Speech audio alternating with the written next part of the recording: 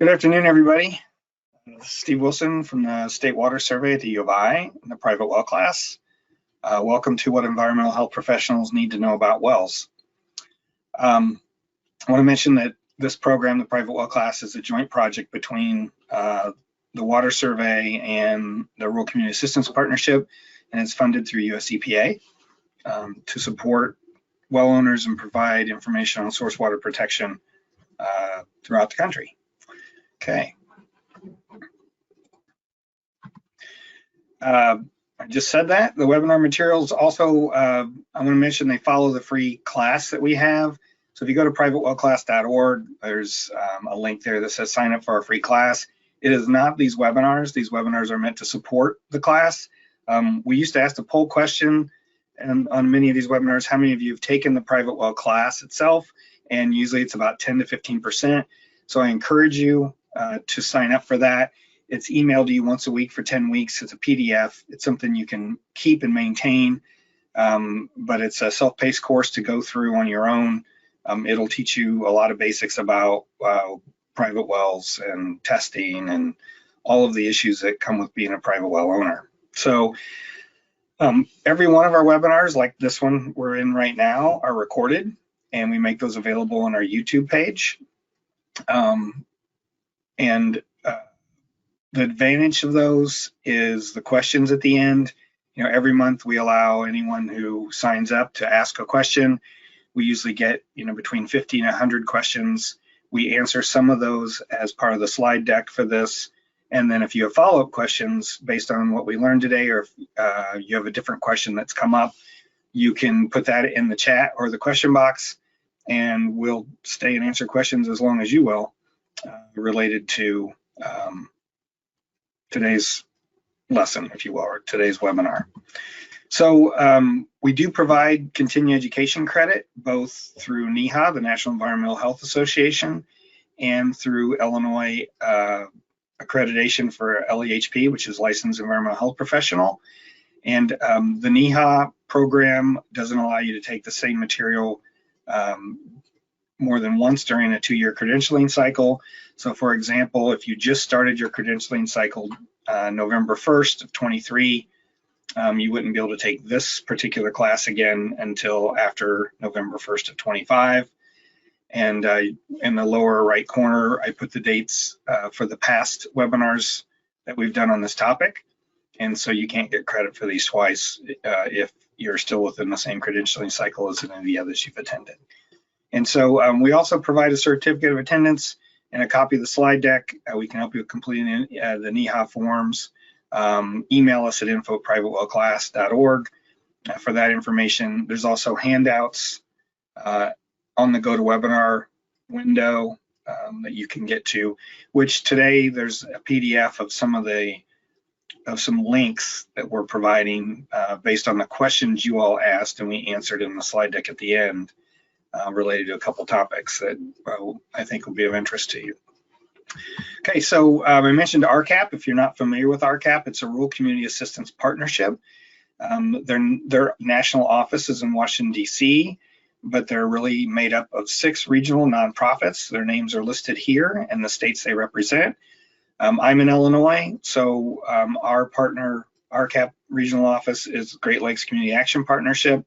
They have staff in every state. They really work in rural areas. Most of their staff are licensed water or wastewater operators.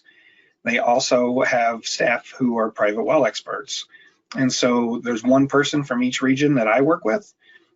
And the 6 of them and I, we've developed a program for educating well owners. And the nice thing for those folks is they can work with you directly. So if you're with a county health department or a state health department or an extension office that would like to put on a workshop or any kind of training, or even you have a problem well that you might need help with, let us know. We can refer you to the person in your region. Very knowledgeable. They do well assessments all over the country. So in doing that, they've probably seen it before. That's the bottom line. If you need contact with any of them, again, let us know. Their information is listed here for each of the regions. but if you email us at privatewellclass.org, I can get you in touch with the right person. Not advancing. Here we go. Okay, so I mentioned we're with the State Water Survey. So the Illinois State Water Survey is a sister agency to our State Geological Survey, which I'm sure more of you are familiar with in your state. The State Water Survey was founded in 1895 by our state legislature because of cholera and typhoid outbreaks, mostly typhoid, and to look at the water quality in Illinois. And since then, we've grown into an applied research agency at the University of Illinois, along with our State Natural History Survey and Geological Survey. We're all under one umbrella. But we house the state's well logs. We record all the high capacity water use in the state through state mandate. And we also do a lot of applied research and outreach and education. It's a great place to work as far as the kind of effort we get to do, like the private well class, and doing on the ground applied research, working with homeowners all over the state on issues like lead and arsenic and other things. We have these archives that have a ton of old, cool glass plate slides and photos. This is a picture a staff person took where they're collecting a water sample at an old hand pump in a park in a small town in Illinois. I like showing this well log because we house the state's well logs, but back in the 30s, when at the end of the pandemic, we hired engineers through the CCC to go door to door and inventory wells in some of the counties in the state. This was in Schuyler County in 1932, I think this was. I don't see it offhand. This well was 60 years old, and it was 135 foot deep, and it's hand dug. Yeah, they stopped because they hit a cedar stump at 135 feet. I can't imagine anyone going 135 feet down a 5 foot diameter hole, but someone did. And so it's interesting. The person who, Mr. Thompson, who is 1934, who did this inventory, is the deepest well they've encountered. They chose to use a bucket and chain because they liked that better than the pump that they'd originally put in. There's a lot of history here, is the bottom line. I do want to mention Katie Buckley's with me today. She's our Water Resources Outreach Specialist. She'll take your questions in the chat or question box that we can answer at the end. She's a person you'll contact about continuing education credit and providing those resources. And just in general, she does our newsletter. She's all around right hand for our project, the private well class. And thank her for being here today and helping out. We do want to ask a poll question. This helps us, and it also lets us know that you're actually paying attention if you want continuing education credit. And so Katie's going to launch a poll, and yeah, we'll give you about a minute or so to answer that question. It's really just a demographic question, so we have an idea of who we're talking to. It's always interesting to understand who our audience is.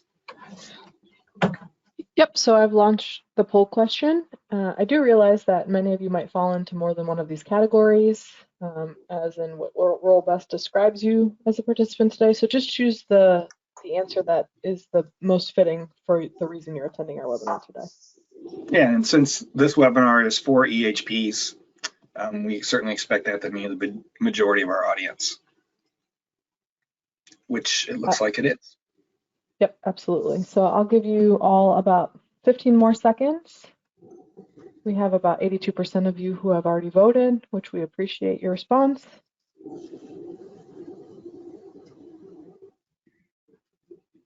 All right. I'm going to go ahead and close out the poll, and then I will share the answers. The poll is closed. Just a quick share of the answers here. Most of you are either a health professional or with a regulatory agency, which is great. We're happy to have you here.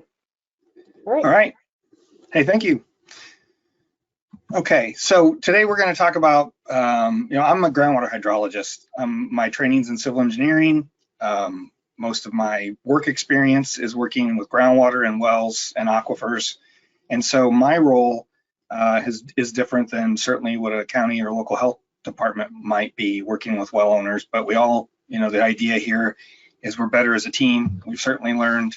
And so we're going to talk today about things you face, challenges and issues, we both face what we've learned about well owners and their attitudes towards sampling and testing and understanding their well, a little bit about groundwater and well basics, and then I want to talk about the gap between groundwater health professionals and why we need each other, because we really do. And so, yeah, and so we'll move right into it. So there's lots of issues related to wells. You hear things in the news, you know, it was lead for a while, and now it's PFAS, and before that it was arsenic, and you know, all the things that can happen.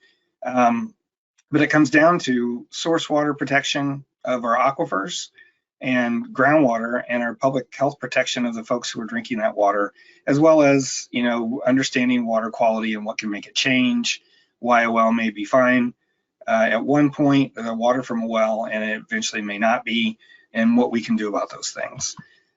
That's different than these issues that are in the news, you know, drought that's happening. You know, right now there's a problem in Louisiana because the Mississippi's low enough that salt water's moving up the Mississippi and affecting the shallow alluvial aquifers around the Mississippi.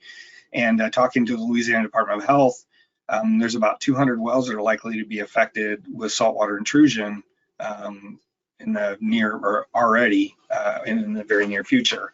And so things like that, you know, that's a smaller in scope, but a lot of flooding, hurricanes, contamination, things. I mentioned non-regulated drinking water here. That was a term that was coined a number of years ago to identify private wells. And I don't like this term because it scares people, and not just because of that, but it's non-regulated because people don't, most homeowners who have a private well, folks who, a lot of folks who are on private wells don't want to be regulated. They want to manage it themselves. And yet at the same time, they're maybe not equipped or have the knowledge they need to do that in the right way, or understand the risks they're taking by not managing their drinking water. I mentioned boil orders here because it's emblematic of the problem we have. Some well owners just assume because their water's coming from the ground, it's safe, they don't have to do anything. They haven't bothered to learn about their water source or what type of well they have or any of that information. And so when something like a small community has a main break and they issue a boil order and it's on the news or it's in the paper, those water operators in those towns get calls from homeowners with private wells that are within, say, a mile or so of town, asking if this is going to affect their well. And to me, that says a lot about the education and outreach things that we need to do in order to educate our well owners about what is a problem and isn't a problem. Obviously, a main break in a community water supply has nothing to do with someone's private well that lives outside of town.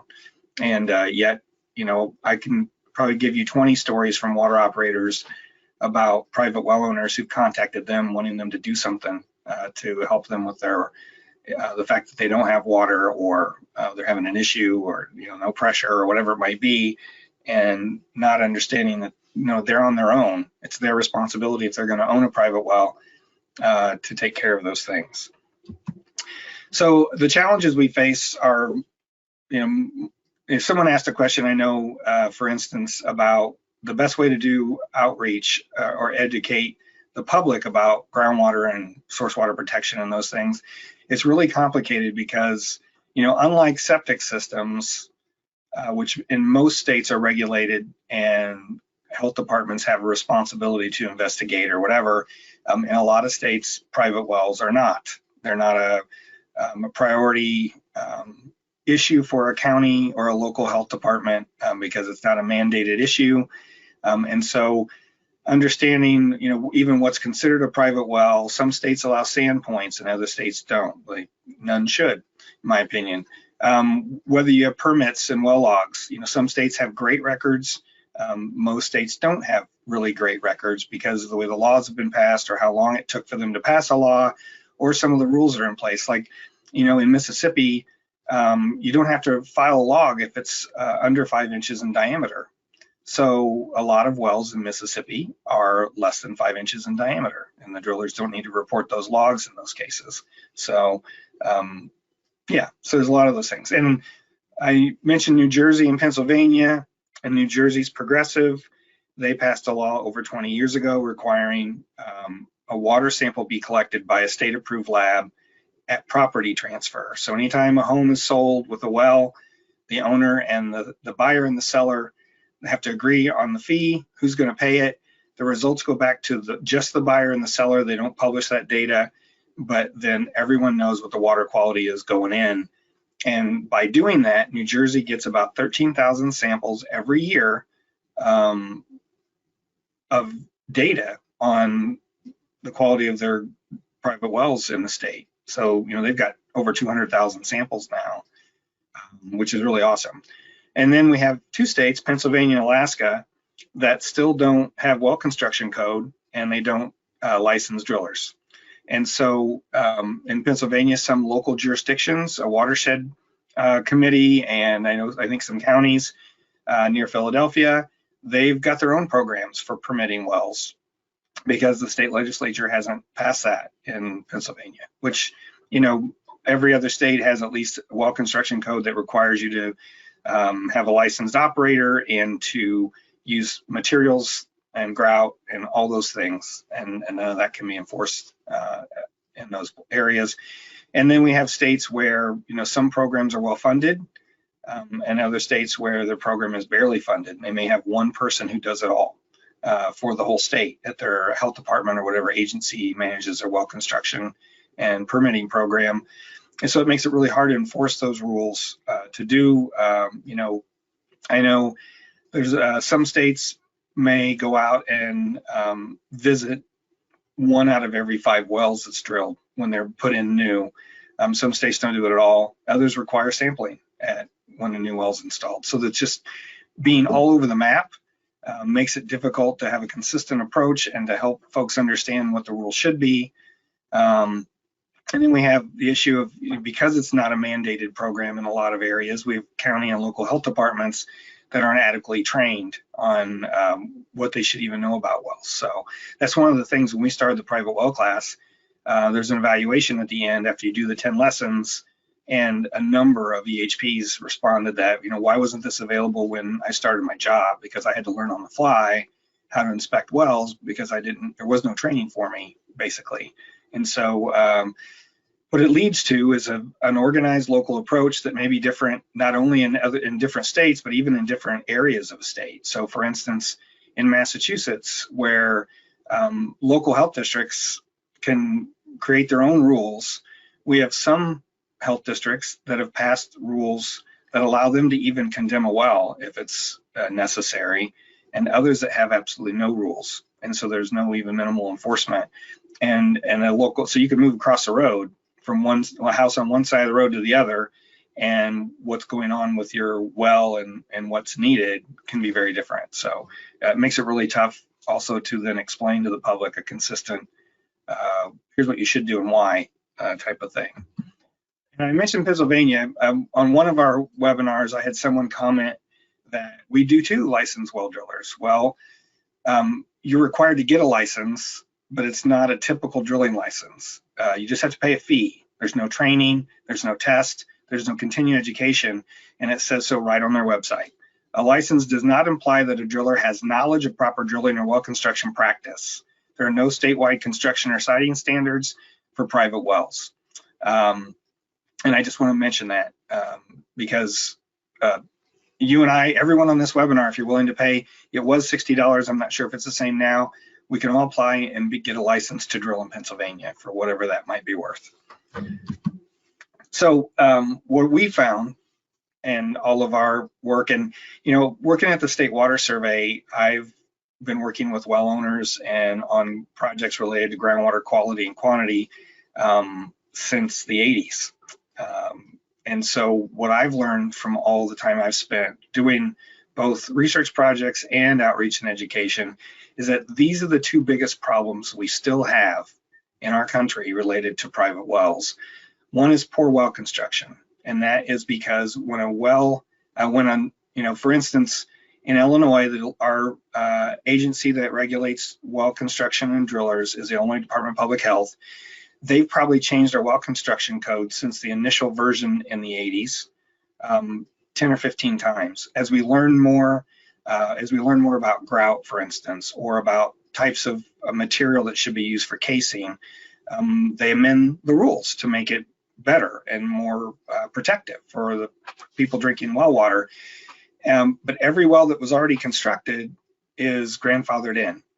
And so we have many, many wells that today would not meet current well construction code, but they're still in place and still in use because when they were drilled 40, 60, 80 years ago, they still provide water. And I'm just showing two examples. We did a project looking at pesticides and ag chemicals in shallow dug and bored wells. We have an area of the state where there's no aquifer per se, but it's glacial and a lot of clay. And so there are a lot of these dug and bored wells.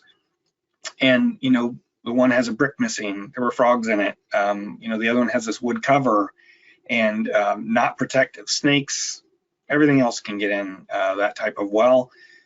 And so poor well construction is a huge issue. And a lot of times we find when somebody has a water quality problem, that's one of the reasons. I know one of the counties in New York was funded by CDC to look at, to go out and test a bunch of wells. And they were able to statistically show that wells that didn't have a proper well cap or missing a cap totally were 3 or 4 times more likely to have bacteria problems than those that had a proper well cap, for instance. The other is lack of well owner knowledge and education. I alluded to that earlier, but we have a lot of folks who just, you know, my dad was one of them. He always swore that our well water, which by the way, I grew up in an old dug well, 14 feet deep, not too much different than these two. He always swore our water was better than city water because the city puts chemicals in it, and who wants to drink chemicals? I'd rather just drink our groundwater, not understanding that our well was in the base of a ravine, so water flowed in from both sides. It was in a pasture where we had livestock, and water could freely flow right into the well. So not only was it not safe, it was probably always contaminated. And case in point, when I left to go to college and drank community water that was treated and chlorinated for 3 months and then came home for Christmas, our well water made me sick. I lost all the bacteria I had in my stomach, all those things. And so, you know, it's a real issue. And I have, especially folks in rural areas tell me all the time, I never get sick drinking this water. My question to them is, do you have kids or grandkids or anyone from the city that comes out and drinks your well water and has ever gotten sick, or they had a problem the next day? You know, and because that's what will happen. Your body's used to it, but theirs may not be. But it's just, again, well owners who don't understand where their water's coming from, how deep is their well, is it a bedrock well versus sand and gravel well? All those things matter, and understanding what your risk is and how, especially the risk to any kind of surface contamination. The other problem we have is that well owners come from every demographic. Every education class, every economic class, every social class. They're in urban areas, they're in rural areas. Some have been on a well their whole life. Others, you know, we had a professor here who had lived his whole life in New York City and came here and bought a house out in the country, out in the rural area near Champaign-Urbana. And he called us after a month when he didn't have water and had no idea what to do because he'd never been on a well and didn't understand what that meant. And so, and I mentioned Cook County here. If you're familiar with Chicago, Chicago proper and the surrounding towns, Cook County is that area. And it's urban. Actually, the 5 or 6 counties surrounding Cook County are also urban. So it's a very urban setting, very different than where I grew up. And I guess I took the rest of those slides out. But there's 3,000 wells in Cook County, which when I tell some people, I just had a meeting yesterday and I mentioned to someone from Chicago, there's 3,000 private wells in Cook County. He looked at me like a deer in headlights.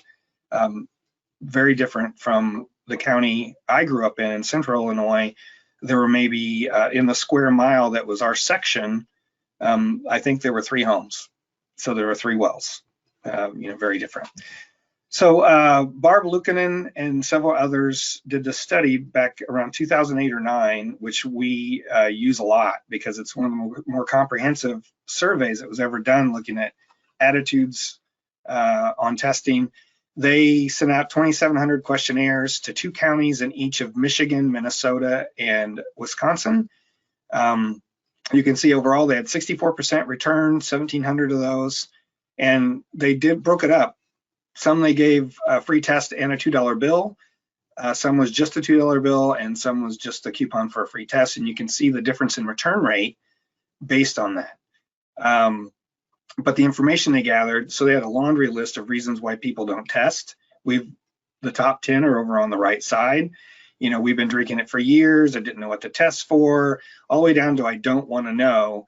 And 8% just didn't want to know. And you can think of that like, well, if I find out there's something in my well, now I have to do something about it. Maybe I can't afford it, or maybe it hasn't hurt me yet. A lot of reasons. We had a gentleman, we were doing an arsenic study in Illinois, and we were sampling in rural subdivisions that all had private wells. And we were sampling 23 houses in the subdivision. And one gentleman told me, he said, you can sample my well as long as you don't send me the results and you do it when I'm not home. And for the life of me at the time, I could not think of why he'd want to do that. Well, it turns out in Illinois, you have to sign a form on the real estate transaction when you're selling your home that says, I know of nothing, is there anything adverse about your well or septic? And he wanted to be able to honestly say he had no knowledge of anything wrong with his well or septic, even though we knew that this is an area that was high in arsenic. But that was his rationale. And so, yeah, it's you just never know what people are thinking. And the other thing about this on the lower left, basically 87% of people who had never tested their well, and they didn't know if there was anything wrong with it, felt like that they're only slightly worried or not worried at all about what there might be in their well that's untreated. So, that's something we all need to work on and continue to work on, and is to educate folks about some of those things. And, it's starting to change. 10 years ago, at least on the research side, there was very little information out there about research projects that involve private wells. And now, if you look in the literature for some of those things, there's just a ton. So more people are getting interested, or seeing the issues.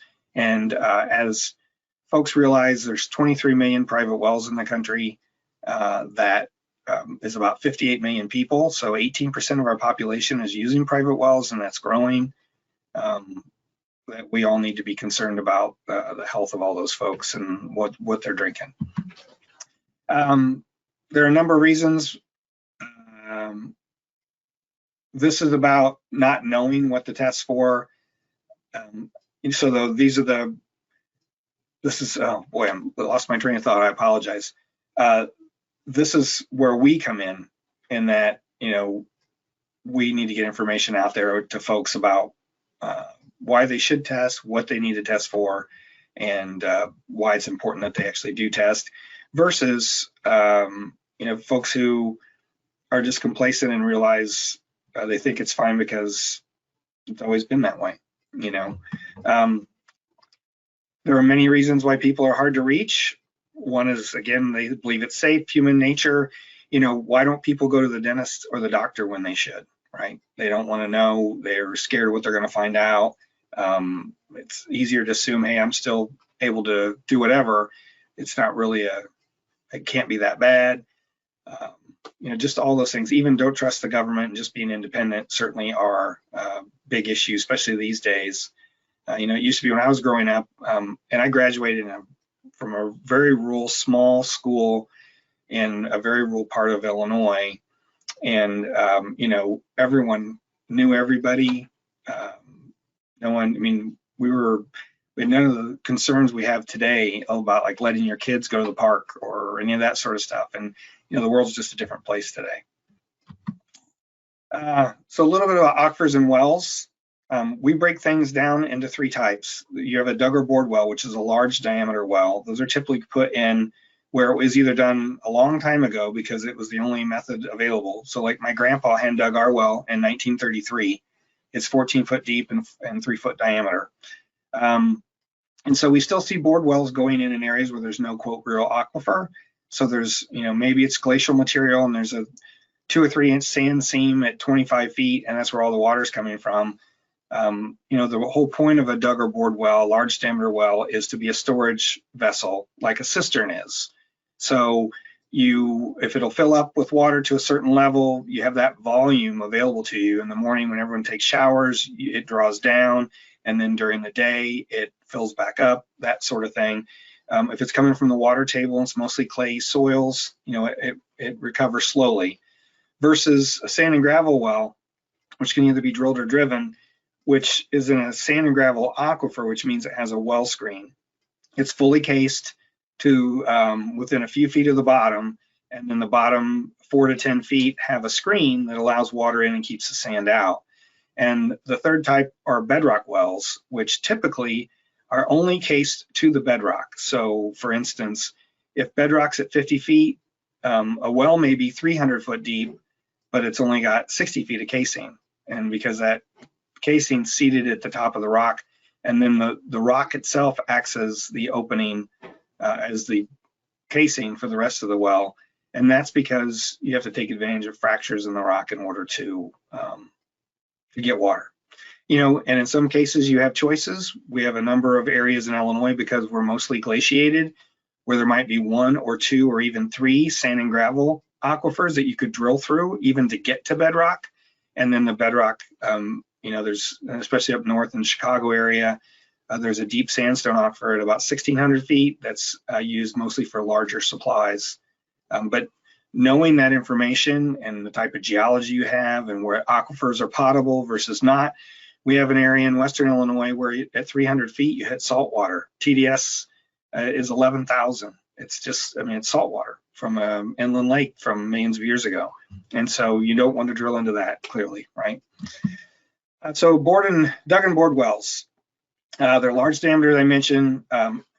They're usually, today, they're put in with concrete tile vertically. So the tile just sit on top of each other, and every one of those 4-foot seams is where water can seep in. It's not, you know, it's not cemented together. And so they're just sitting vertically.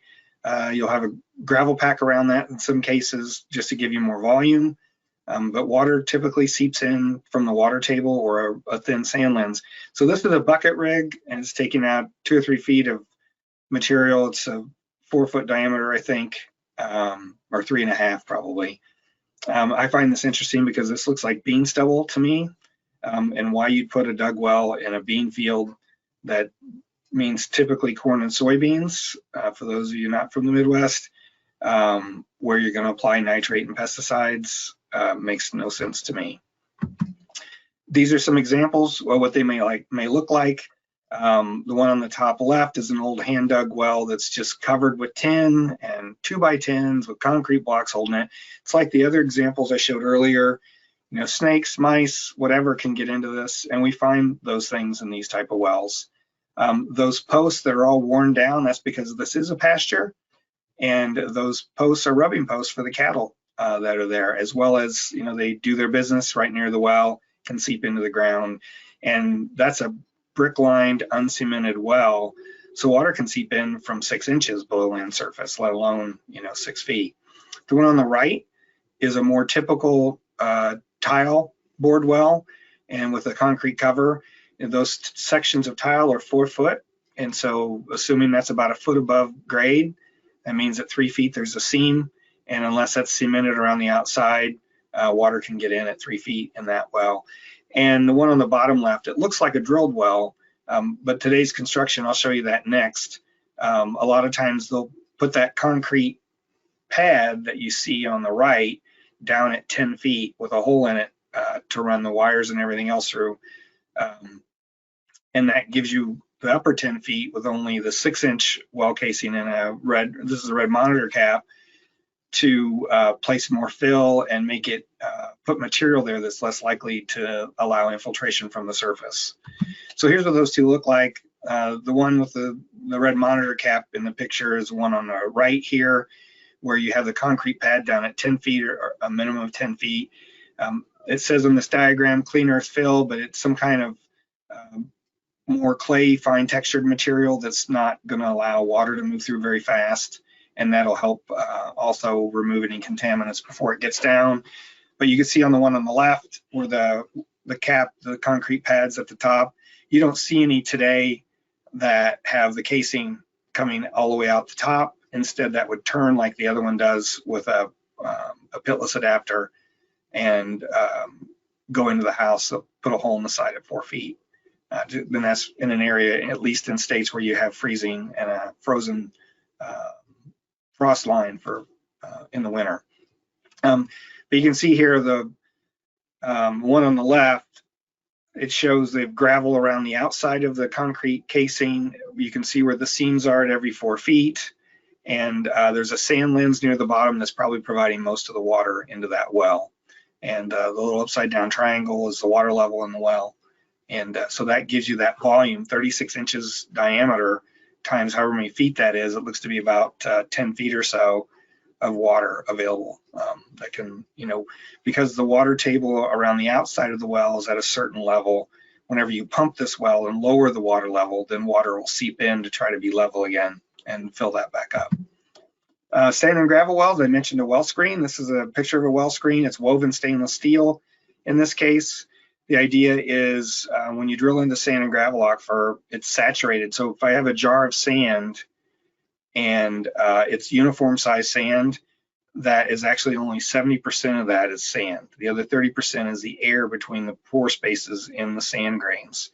And so in an aquifer, if it's saturated, that 30% is all water. And so if I have a 100-foot thick sand and gravel aquifer and it's uniform sand, that means if I took all the sand away, there'd still be 30 feet of water left. And so they're very prolific most of the time if it's very thick sand. And the screen size, which is the little space between each woven stainless steel ring there, is based on the grain size. So when the driller drills a well, they'll collect samples and they'll identify the size of the sand grains and if there's fines and all those sorts of things.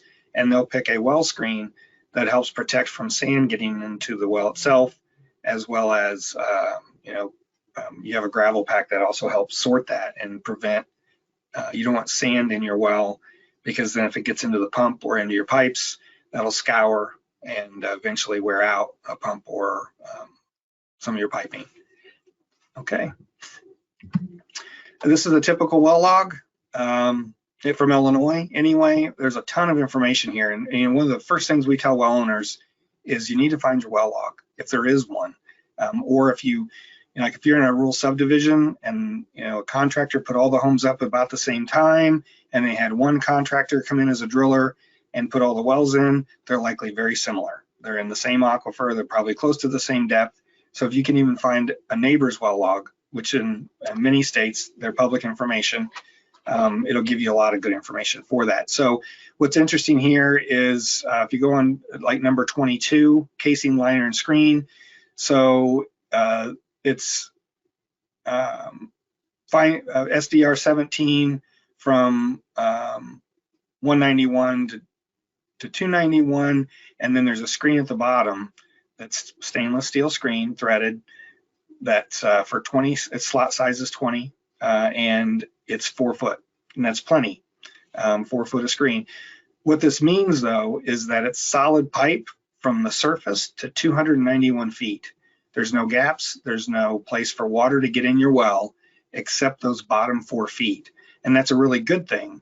As long as your well is properly constructed and has grout around the outside of the annulus, which is the area between the borehole and the well casing, if it's properly constructed, there'll be a grout, either clay or cement, that is put in around the outside of the well to fill up that annulus space, and that prevents any water or anything from the surface from getting down to your well screen and in your well.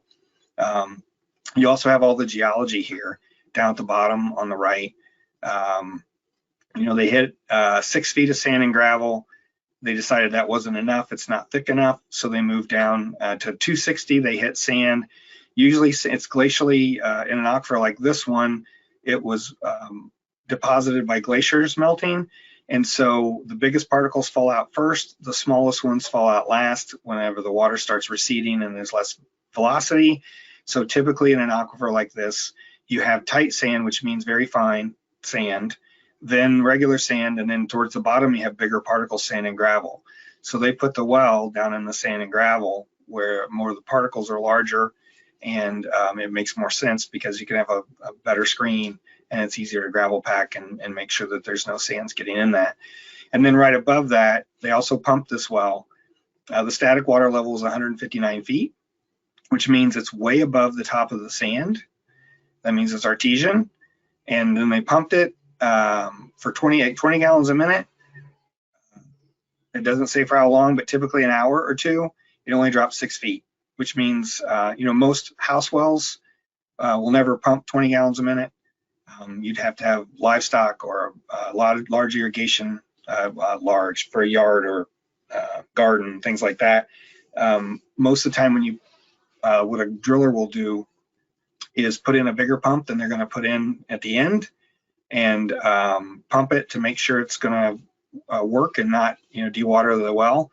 And once they've done that, then they'll put in a smaller pump. And in this case, it looks like number 5 on this sheet, it's a 15 gallon per minute pump. So, and they put it at 186 feet. It's 20 feet below the water level. And since it only drops 6 feet, pumping at 20 gallons a minute, it likely won't drop any more than that when it's with the actual pump in it. So there's just a ton of information here, including location, the issues they ran into. You can always contact the driller this way too, Mark Layton's Kickapoo Drilling. So just, yeah, if the well owner has this information or you have this information, to when you're working with the well owner, it gives you so much to understand. Like, if it's properly grouted, which I think you mentioned the sand pack here. They don't mention the kind of grout they used. So, oh yeah, bin seal, 18 bags to 281 up this at the very beginning, number 1C. And so knowing all those things, it's very unlikely there could be any kind of surface contamination getting in this well. This is also part of the log they provided. And again, these are from our files since we house the state's well logs. They provide the schematic. They're using this software to provide this to the county. So, and the other type is bedrock wells. I mentioned before, usually you put casing 10 to 20 feet into the bedrock, and after that, it's just an open hole. So in this example, you can see the steel casing goes down into the bedrock, 10 to 20 feet, and then after that, there's no more casing. The well could be 200 feet deep, and that could be 50 feet of casing. So that means from 50 feet to 200 feet below land surface, water can get in the well depending on where the fractures are. And that's why you have to put a well in this way.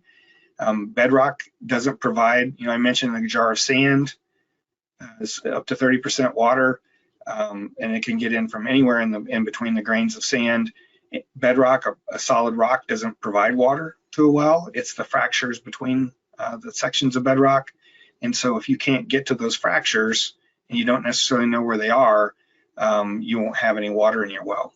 And so you can see here, there's 2 fractures that run into the well casing near the bottom.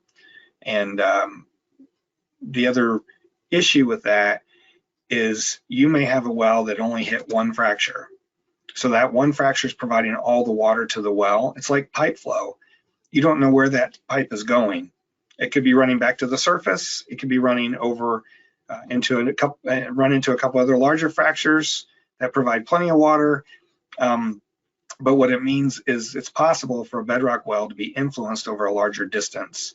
And this is particularly a concern in areas like upstate New York, where bedrock is basically at the surface. And so anytime it rains hard, you have people there who sometimes their wells are cloudy. And that means surface water is directly getting into the aquifer and into their well. And so it's not safe, even though their well may be 600 feet deep, which, people tell me that all the time, my well's 600 foot deep. Surely it's not a problem. Well, it matters. If that's a sand and gravel well, then probably not. But if it's a bedrock well, it matters where bedrock is and how close it is to the surface, and if there's any fracturing that, could possibly be connected to surface and surface infiltration. And so it's just knowing the difference is really what matters, is the bottom line. And here's a bedrock well for Northern Illinois. If you look at the case or the formations that pass through, they hit 4 feet of sand at 26 feet, a little bit of sand on top of the bedrock. So at 175, they hit sand, but then they ran into broken limestone, which is usually at the top of the rock, and then the limestone aquifer. So they case this down to 199, 10 feet into the bedrock. And then below that, it's an open hole. If you look at number 15, they use black steel for 20 feet of it. Because when you seat the casing into the bedrock, you use this metal ring or Yeah. You seed it into the rock so that it's solid, and it's if you did that with PVC, it'd probably break the PVC. So they use 20 feet of steel, and then from the rest all the way up to the top, they use PVC because it's much cheaper for to install a well that way. Steel's expensive. What's interesting here, the static water level is 130 feet. So again, this is also an artesian well. Artesian doesn't mean it's flowing. It can be, but it doesn't. It just means that there's pressure on the system that makes water rise up into the well column above the top of the aquifer. And when they pumped it at 25 gallons a minute for 2 hours, it dropped to 160. So plenty of water in this well as well. And then in the end, they put a 12 gallon per minute pump in. So it's very unlikely, and they put that at 160 because there's probably no way pumping half the amount, it's going to drop 30 feet. So again, a lot of information. This is actually a non-community well, a Camp Algonquin. Again, our well records are public information. It's a good example though.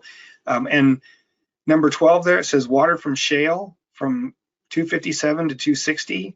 So this is someone in their office who is used to the bottom formation, the shale from 157 or 257 to 260 being the aquifer that's providing the water. In this case, that's not true. That's an error. The water's from limestone from 189 to 257. Shale is an aquitard or an aquiclude. It's basically cemented clay, and it does not provide water to a well. It's the limestone that's providing the water here. So what do we do about wells that don't meet code? Again, as I mentioned, it's changed significantly in the past 30 years. All over the country. I mean, all the states that even have well code, they've changed them whenever there's a good reason to. And again, existing wells are grandfathered in. We still see wells in pits today, which before the invention of the pitless adapter in 1960, wells were put in pits whenever it's a cold climate so that you could keep the top of the well below the frost line in the winter and your pipes didn't freeze, because the way things were constructed until then is the pipe with your pump came straight out of the top of the well and then elbowed and went to wherever. Today, there's a pitless adapter that works so you can pull the pump and still have that solid pipe to the surface. But because we still find wells in pits and there's still many hand dug wells out there in use, those are really the biggest problem. And not only are they a problem for surface contamination getting into those wells, but then they're also a safety hazard, as shown here. I showed the picture on the bottom before, but again, that's in a cattle pasture. The cows are doing their business right next to the well. It's just, it's just not safe. That's a field above that. They're probably applying ag chemicals. But the two pictures, well, the picture on the left is a well in Washington State. They had a blog for a while, the Washington State Department of Ecology, and they may still do. I haven't been there for a while. But it just showed some of these real extreme things that have happened with wells.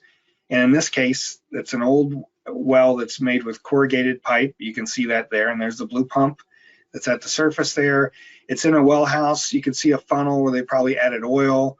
The gray stuff on the ground is likely, my opinion, is probably insulation that's rotted, but all that can fall into the well. Well, this time when the lady stepped on the plywood, it broke, she fell and it killed her. It's just a really poor situation. I mean, if you look in a well and see things floating, you're drinking that, right? And the picture on the right is a dead goat from Southern Illinois. And this well was not in use anymore, but it was left open, and you can see down at the bottom near the goat are these big stone pieces. That was the original well. And then the landowner here put a concrete tile in it. It only stuck up about 6 inches. So anything could look over the edge, and a goat found its way. Maybe it was looking for water, but that's an extreme example. I get it. We've pulled snakes, frogs, raccoons. It's a real thing, and it's a shame that people don't understand that that's their drinking water. So what do you do with these wells? Try to bring them up to code. Try to convince the well owner that to protect their water quality, it's really necessary. If it's in a pit, you can extend the pipe to the surface and add a pitless adapter to match the pipes that are going into the home already. Fill those in with clay grout, or yes, something, earth material that's going to prevent it from allowing water to infiltrate through. The other problem with a pit like that is we've seen cases where a tractor driving over in a yard runs over the pit and it caves in and the tractor's stuck. Got a tire down in this 4-foot pit. Talk to your well authority in the area, your county or local health district or a contractor, and find out what they would recommend doing. It's worth updating your well and trying to make sure that even those pits can fill with water during a heavy rainstorm. And what we've learned is the best well cap, even if it's meant to be waterproof, isn't, especially over time. The seals can go bad. The little gaskets, the rubber gaskets in those get brittle, especially from winter, and people don't change those gaskets. That's one of the biggest things I've found is if you open up a well and it's supposed to have a gasket like a red monitor cap type of well cap, most of the time those things are brittle and you have to replace them just because you opened it. And so it's just a lot of things people don't think about. The other problem is abandoned wells. Because well logs weren't required until the 60s in some states, some as late as 2000, there are more undocumented wells in most states than there are wells on file. And I mean, that's the same for Illinois. We started in 1968 requiring logs. And we were trying to determine what would happen if a regional water supply were put in to all the private wells in a very rural area. And I sent 5 geology students out for a summer to go door to door and inventory all the wells in 9 townships. They found 1,700 and I think 88 wells in those 9 townships. And we only had logs for 700 and some odd of those. Actually, I think it was 1,708 and we had logs for 788, less than half. And when you think about other states like New York, where they didn't pass a law requiring logs until 2000, they only have 10 to 15% of the well logs for the wells they actually have in use in their state. And these old wells, they may not even be in use anymore. That's where it's a real problem. They're like a well pit, especially an old dug well. It's a source of contamination. It's a safety hazard. And if you're a well owner or you're a property owner and there's an old abandoned well on your property that hasn't been sealed, you're responsible for that. If someone falls in, gets hurt or killed, or contaminates an aquifer because somebody's put something down there, it's a great place to throw trash, you might be liable. Just some examples. Again, the 2 pictures are both from the Washington State Department of Ecology in their blog. In one, they're pulling a horse out of this old well that was in a pasture. And the Sheldon man one, the guy walked away.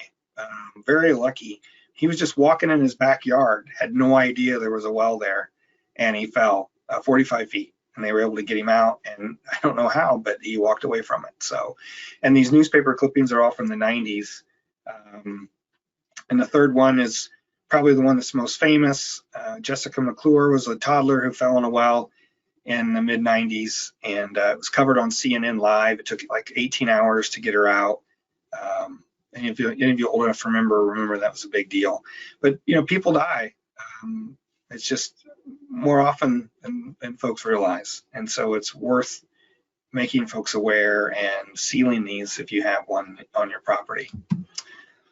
Okay, so a little bit about groundwater and health gaps. From my side of the fence, groundwater is really complicated. You have multiple aquifers, you have places where there's no aquifer, and so you can't look at a geographic area like a county and say, the incidence of cancer is higher in this county. I wonder if it's because of their wells. Well, if you don't have any idea of the geology or the different aquifers that are being used, or if people are actually drinking water from the wells, because a lot of people, well, not a lot, but we know some people with private wells choose not to drink that, and they use bottled water for the cooking. There's no way to make that connection, right? And so, yeah, and again, there's a lot of other issues that aren't straightforward. They're not community water supplies. And I mentioned Johns Hopkins here. We were invited to a workshop to talk about strategy for CDC and private wells, and they listed algal blooms as a concern, a water quality concern. Well, that is for a community water supply that's on a surface water supply like Lake Erie, but it's not a concern for a groundwater supply or a private well because algae need sunlight to live. And so there's those things, folks not understanding the difference. There's also a difference between drinking water and groundwater samples. So when our lab, until 2008, I believe, our lab here offered free water testing for inorganics and metals to any well owner in Illinois. And we asked them to collect 2 samples. One from an outside spigot close to the well that is before any kind of treatment. Let it run for 20 minutes until the pump kicks on. And so we know that they're collecting a sample of what's actually groundwater, not water that's been sitting in pipes or been through treatment. Then we also asked them to collect one from their kitchen tap that's a drinking water sample that has been through a filter, it has been sitting in their pipes, has been through a softener, all those things. But that way we can give them a good idea of what their drinking water quality is. And we also get, for our information about what the natural water quality is in that aquifer. And it's really important to know the difference or what you're trying to test for when you do those things. Dealing with well construction issues, well, yeah, it's, not having a log or not knowing how a well's constructed makes a huge difference on whether you're going to make any kind of inference on what the water quality might be. Yeah, it's just not straightforward. And with doing a quote study, looking at folks maybe from a public health standpoint, a lot of times you have a water sample, but you don't know if they treat, what kind of treatment they have, if they're actually using the treatment device, if it's actually functional or being bypassed, or if they use bottled water instead of the drinking water from their well. And without all of that information, you can't make any inference on a generic, I mentioned earlier, there's a higher rate of some sort of illness in this county. Is that because of a well or not? It's really hard to say. And there's a lot of extra information you have to collect. And so the whole point is, we can both benefit from each other's viewpoint on those things. I'm not a public health professional, and I rely a lot on, our counties or our state health department for opinions on those sorts of things. And if you're gonna look at these issues, your team really should have both. And every once in a while we run into someone who thinks, well, we're doing this our way, you don't know anything about public health or whatever, so we don't need you on our team. I say Lagoon example here, we have an assessment tool we developed to look at, so someone who has a fair amount of knowledge about private wells and groundwater can work with a well owner individually and fill out this assessment to determine what kind of vulnerability they may have to contamination or to their drinking water. And I put together a team of 12 people, some state regulators, drillers, hydrologists, groundwater professionals, extension, and we all sat down together and developed this tool. And when we were talking about septic systems, someone said, what about lagoons? I had never heard that a lagoon is an acceptable septic system or wastewater treatment system for a private home. But even in Illinois, it's legal. There's other states, Nebraska, Kansas, there's a number of states where you can have a lagoon as your wastewater treatment for on-site treatment instead of a septic or something else. So we all have things to learn from each other is the point and the reason I brought that up. This is just an example of the Mahomet Aquifer. It's in central Illinois. I spent probably 15 to 20 years of my career working with groundwater related issues in the Mahomet and the Glassford Aquifer that's above it. But if you look at the geology here, this is all sand and gravel above bedrock. The sand is the dotted, you can see at the bottom it's yellow. Because we've had 3 sets of glaciers come through Illinois, the very first one, the pre-Illinoian, left this sand. And then after that, as the water receded from the glacier, some of these, there's river cuts, which are the sands that look like little bowls. And then there wasn't a glacier for another couple 100,000 years, so soil developed and trees developed. And then another glacier came along and did the whole thing over again and put it on top. And then that happened a 3rd time. So you could drill a well like where this red arrow is and touch 5 aquifers, or 4, excuse me.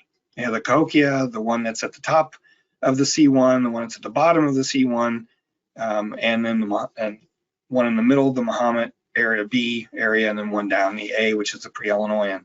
And so it's really complicated. When you're drilling, you don't know what you're going to run into. You may miss all of those and only have, the Mahomet is very large. It covers 12 counties.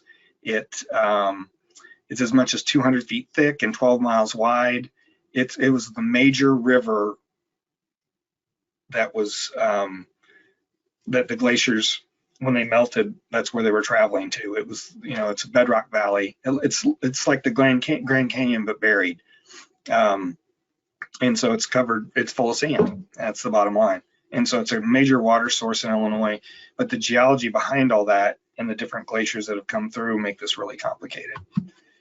So what's the best thing to do? Develop a relationship with your scientific surveys, your geological survey, USGS, State GS, or the water survey if you're in Illinois, and extension, as well as, there's other agencies, resource agencies, Departments of Environmental Quality, DHHS, Departments of Public Health. Every state is different in how they're set up. So for instance, in Illinois, for community water supplies, it's our Illinois EPA. For non-community and private wells, it's Illinois Department of Public Health. But in Minnesota, that's all the Department of Public Health. In Wisconsin, that's all DNR. And so you need to know in your state what's going on. Some states have programs for private wells, like Pennsylvania, Virginia, Mississippi, a number of others, Texas. They're a great resource, like the Texas Well Owner Network. If you're in Texas, they go all over the state and give workshops. They collect water samples. There's a number that do Virginia's program, same way, it's at Virginia Tech. They have a statewide sampling program, and they use that data then to help learn more about the state and their aquifers. So those are the folks you want to try to work with. Also the folks that map aquifers or collect groundwater quality information. If you just Google major aquifers of Illinois, you're going to find maps from the State Geological Survey, the State Water Survey, probably the USGS, and maybe Illinois EPA. In another state like Michigan, it's going to be EAGLE, EAGL, I think it is, or EGLE, which used to be their GEQ. But if you call those folks and say, hey, I'm in this part of my state, and I was interested in what the water quality is and what aquifers are mainly in use, they're more than willing to help you and give you information. And you find the right contact, there's someone you can rely on for years to come, is the bottom line. I know there's folks here that contact us, whether they need to find a well log or have a question about water quality. Because we've done so much sampling over the years, we have a pretty good idea of what the groundwater quality is in Illinois and most of our aquifers. And so, serves as a great resource for those things about natural water quality and all of that. So a little bit about the private well class, a little bit more, I should say. It's the answer to what can I do to help private well owners understand their wells and their drinking water. It's a self-paced class. As I mentioned, these webinars are not the class. You sign up online on privatewellclass.org. It'll send you a PDF once a week for 10 weeks. There's 10 lessons. And then again, these webinars were really meant to support that. And so some of these images, for instance, you'll see in the lessons, but it's a lot more detail. Each lesson 6 to 10 pages long. You're on your own to read it, self-paced. At the end, there's an evaluation. There's a quiz at the beginning and the end that we ask you to take. The idea here is if you get a 60 on the pre-test and you get an 80 on the post-test, that means that maybe you've learned something by going through the lessons, some topics you may not have been aware of. And so it's really useful. It's a good basic class, not only for well owners, but also anyone who's working with well owners who maybe doesn't have some of that background experience. This is the front page, so just click on Take Our Free Class. It takes you to a page where you sign up with your email address, your first name, and that drop down for where you live is which state you're in. That's really counting beans for our sponsor, right? EPA runs programs that are nationwide, and we need to be able to show them that we're actually reaching well owners in every state, and we do, including 9 other countries. We've had people take our class. We're over 11,000, I think, people that have actually signed up for the class. And these webinars, we've had well over 30,000 people participate. So it's been successful in that respect. But then when you think about 11,000 people have signed up for our class, and there's 23 million private wells in the country, you know, that's not as impressive, right?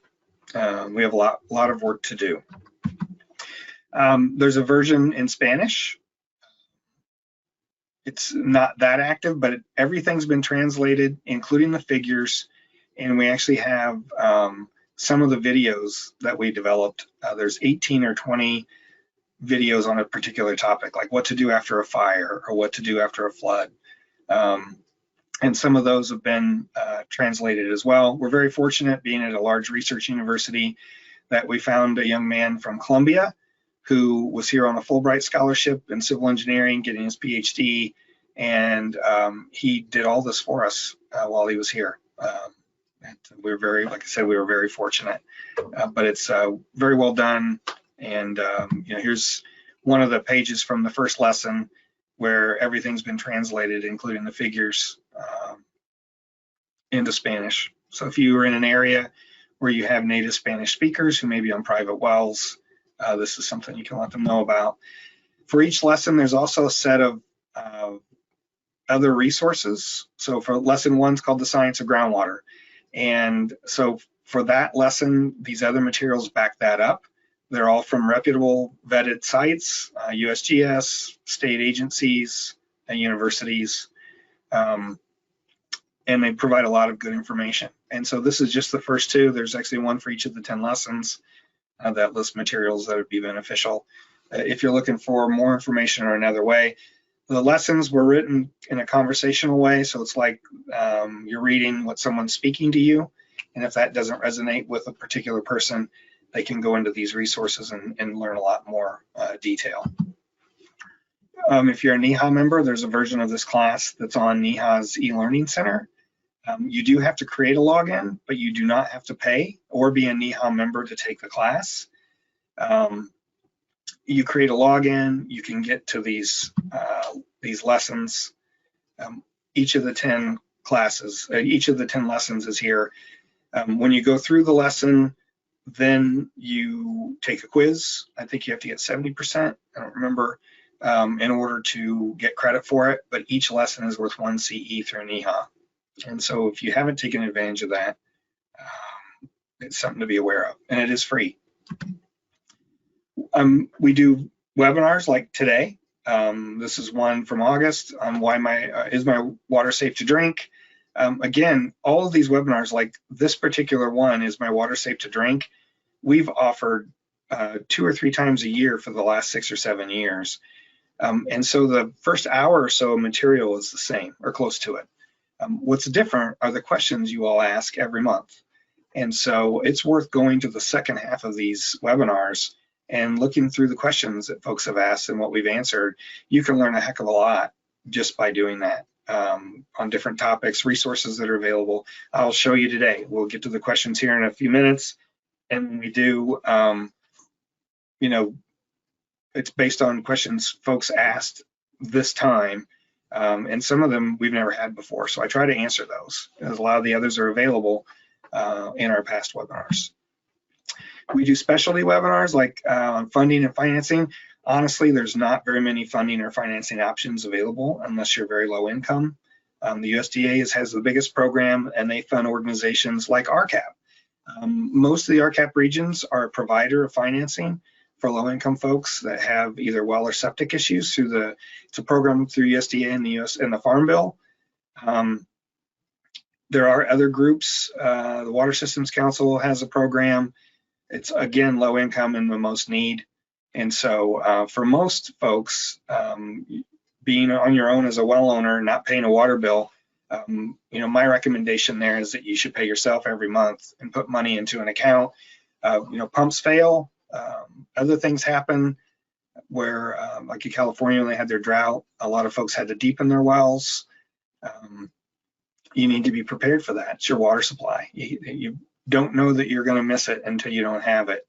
And if you've ever had a pump fail, or in my case, when I was a teenager, we were without power for 7 days and not having a well that runs on an electric pump, is a real issue for especially in the dead of winter when it's 0 degrees outside and you can't get anywhere because there was 10 inches of snow, so, which used to really happen. It doesn't anymore in Illinois. And then we did this webinar twice, in 2016 and 2018, when at the height of the issues on lead. Lead is really a premise plumbing issue. All the effort is in replacing lead service lines for community water supplies, but that doesn't deal with the lead in people's homes, which any home, especially before 1984 or so, is likely to have lead pipes, and before 2014 is likely to have lead solder, whether that's copper or not. And so we invited a researcher at the time from Virginia Tech, who's now at Northeastern, Dr. Kelsey Piper. She's done a lot of research looking at this issue, and so she gave this presentation on what a well owner needs to know about lead and what you can do to understand your risk. The bottom line is, if your water is corrosive or aggressive in any way where it's going to leach lead into the water from your pipes, then you have an issue. But there are also water qualities that aren't aggressive and aren't corrosive, where you may have scale forming on your pipes. And in those cases, you're not going to have a lead issue. But understanding all that and knowing your water quality all are part of understanding whether your lead pipes are a risk. And it's just,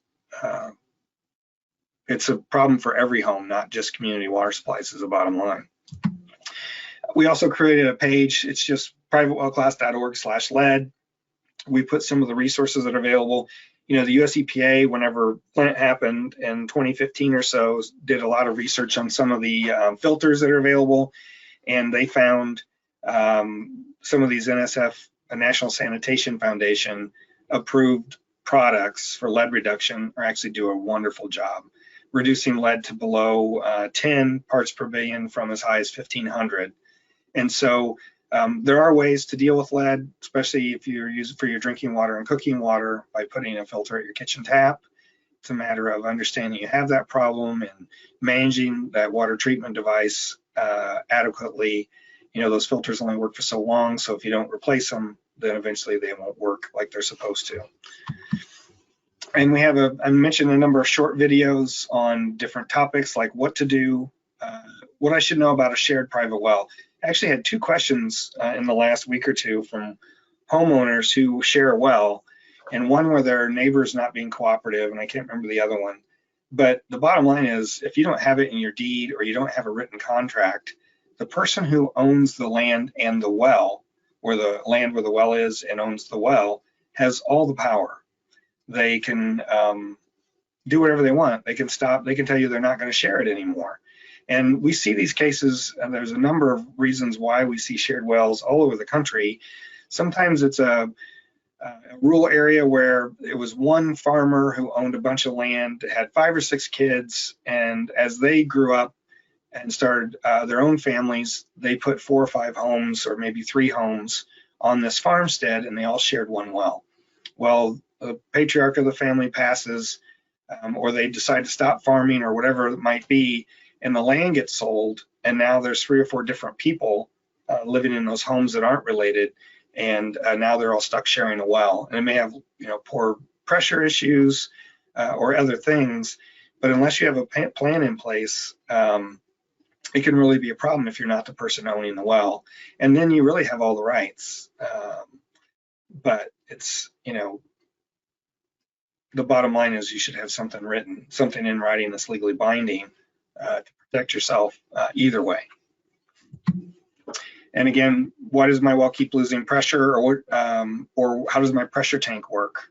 Those are really popular. What we've learned, the why does my pressure, or how does my pressure tank work video has had like 430,000 views since 2016, and we chalk that up to a lot of folks on private wells who maybe don't have the right pressure settings, or for some reason or another they have low pressure in their home.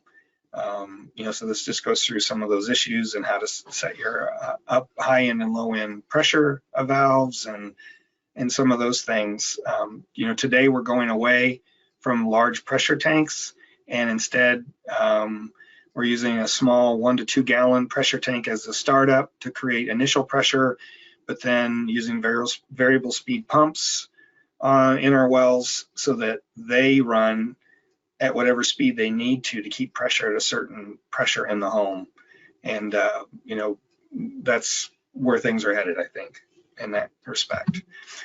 We started a podcast a couple years ago. It's called the Drinking Water in Rural America podcast. It actually covers the 2 programs we have currently. Not only do we run a program called the Private Well Class, which is why we're all here, but we run a program for water and wastewater operators for community systems called wateroperator.org, and it provides resources and advice and help for small communities that are dealing with water treatment issues and other things. So we do a podcast, we do a season every year or 9 months or so. We've done 3 so far of 12, and we bring on experts. Dr. Wolf is with Boston Children's Hospital. He's the head of pediatrics at Harvard Medical School, and he deals with, I guess, crazy issues related to health of children, and a number of times that ends up being tied back to well water. Brian Swistock was the education coordinator for their master well owner network in Pennsylvania. He's retired today, but he, for 25 years or better, did a wonderful job of leading the state of Pennsylvania. Their education program is one of the best in the country, for sure. So if you're interested in podcasts, there's a lot of good information there. We try to bring on experts and people who work nationwide that can help, with solutions to drinking water issues. And again, it's both drinking, private and community water systems. The overall goal, I'd say, of our program are these 3 things: to help well owners. This is really a well owner program at its heart. To understand that their well is important, that they need to understand how it works, and what they can do to protect themselves and their family from risks. So that's the goal. And, we lean on all of you all to help spread that word and share resources and let people know about our program. And we've created a number of resources to help with that. So especially for EHPs, we reached out to NEHA after we started the private well class because a number of EHPs said, why wasn't this available when I started my job, and how do I get credit for this? So as we looked into that, we realized NEHA is the big accreditor in the country. And so we wanted to partner with them. And so we have been ever since, for probably 7 or 8 years. And not only do we have the class online on their website that EHPs can take, but Association of Home Inspectors can also use that NEHA website and get accreditation there. We work with NEHA on other things. They put on an event, a pre-conference workshop at AEC every year. And then they've developed materials that, that are shared among all our partners as well. We developed an assessment tool, a private well assessment tool, a number of years ago that RCAP have done probably close to 3,600 assessments around the country using that. And this slide is old because it says soon we'll have guide and tablet version. Those are already available. I just never think to change that until I read it. But we also have a partner newsletter, and I'll go over some of those resources. So if you want our newsletter, you can go look under the resource library. You can get a partner newsletter. You can look at the past versions. I haven't updated the slide. This only goes to September 22, but there's one every month. And so there was one, our next one goes out on this Friday, December 1st. But there should be, all the others are there. You could take a look and see if you think it's useful, sign up for it. It's free and there's no obligation or anything. Below that on this page, we have these promotional materials. The trifold brochure is what I really want to speak to, well, in addition to our newsletter. So for instance, a Groundwater Guardians group was hosting a well sealing event in Western Illinois. We went and videotaped all of that, and we created a short video on how to seal an old well. In this particular case, this well's 4 blocks from downtown in, oh boy, I can't think of the town. Well, it's in Western Illinois. It's a town of about 20,000 people. They've had public water since 1916, and yet people bought this house and they realized there's an old dug well right next to the house in the backyard. I don't know if you can tell it in that picture, but the side closest to the house, instead of being rounded, it looks flat. That's because with this old well there, and nothing to help support it, the foundation's starting to pull out a little bit. So another really good reason to seal an old well. But our monthly partners newsletter has a lot of different information. We try to keep people up to date on things that are going on. This is from last year, Septic Smart Week. So we put this out on September 1st. I let people know, it's a big program with EPA. It's got over 400 partners. We try to participate in that every year. The assessment I mentioned, so we put together this, I had this work group I mentioned earlier. I talked about the lagoons. So we have a fillable PDF. Anyone can download it. It's free. And again, RCAP's done over 3,600 of these. And the goal is to create this tool that you can go out and go work with a well owner one-on-one and go through all the different possible variations of what they might have, from the piping in their home to the type of well they have. Do they have a well log? Do they store anything near their well? What other sources are there? All these things, so that one, it makes them more interested in what they need to know about their well, even about backflow devices on their outside spigots and things like that. So it's meant to be a way to spend a few hours with a well owner and really get them engaged. If they sampled before, and then why not? And about their septic system and all that stuff. So it's like a sanitary survey. If you're with a health department that does sanitary surveys for either non-community or community systems, you understand, those are looking at violations for the Safe Drinking Water Act. This obviously has no violations. It's all voluntary. But again, spending that time with the well owner really gives you a chance to educate them about their specific situation. And what I've learned is, rarely are any two wells the same. They may be the same depth or in the same aquifer, but something about the surroundings or how it's operated or what they've done with the cap or some of their history or whether they sampled, it's always different, and every situation becomes unique. But it's also a chance then, there's a recommendation section at the end. There's a chance then for you to write best practices, like, you should sample for coliform nitrate every year. And, every 3 to 5 years, you should sample for inorganics and metals so that you have an idea if anything's changed with the water quality in your aquifer and your well. And it encourages communication. I say that because, especially working with EHPs, I've had countless well owners tell me I don't want to call my local health district or county health department because they might tell me I can't use my well anymore.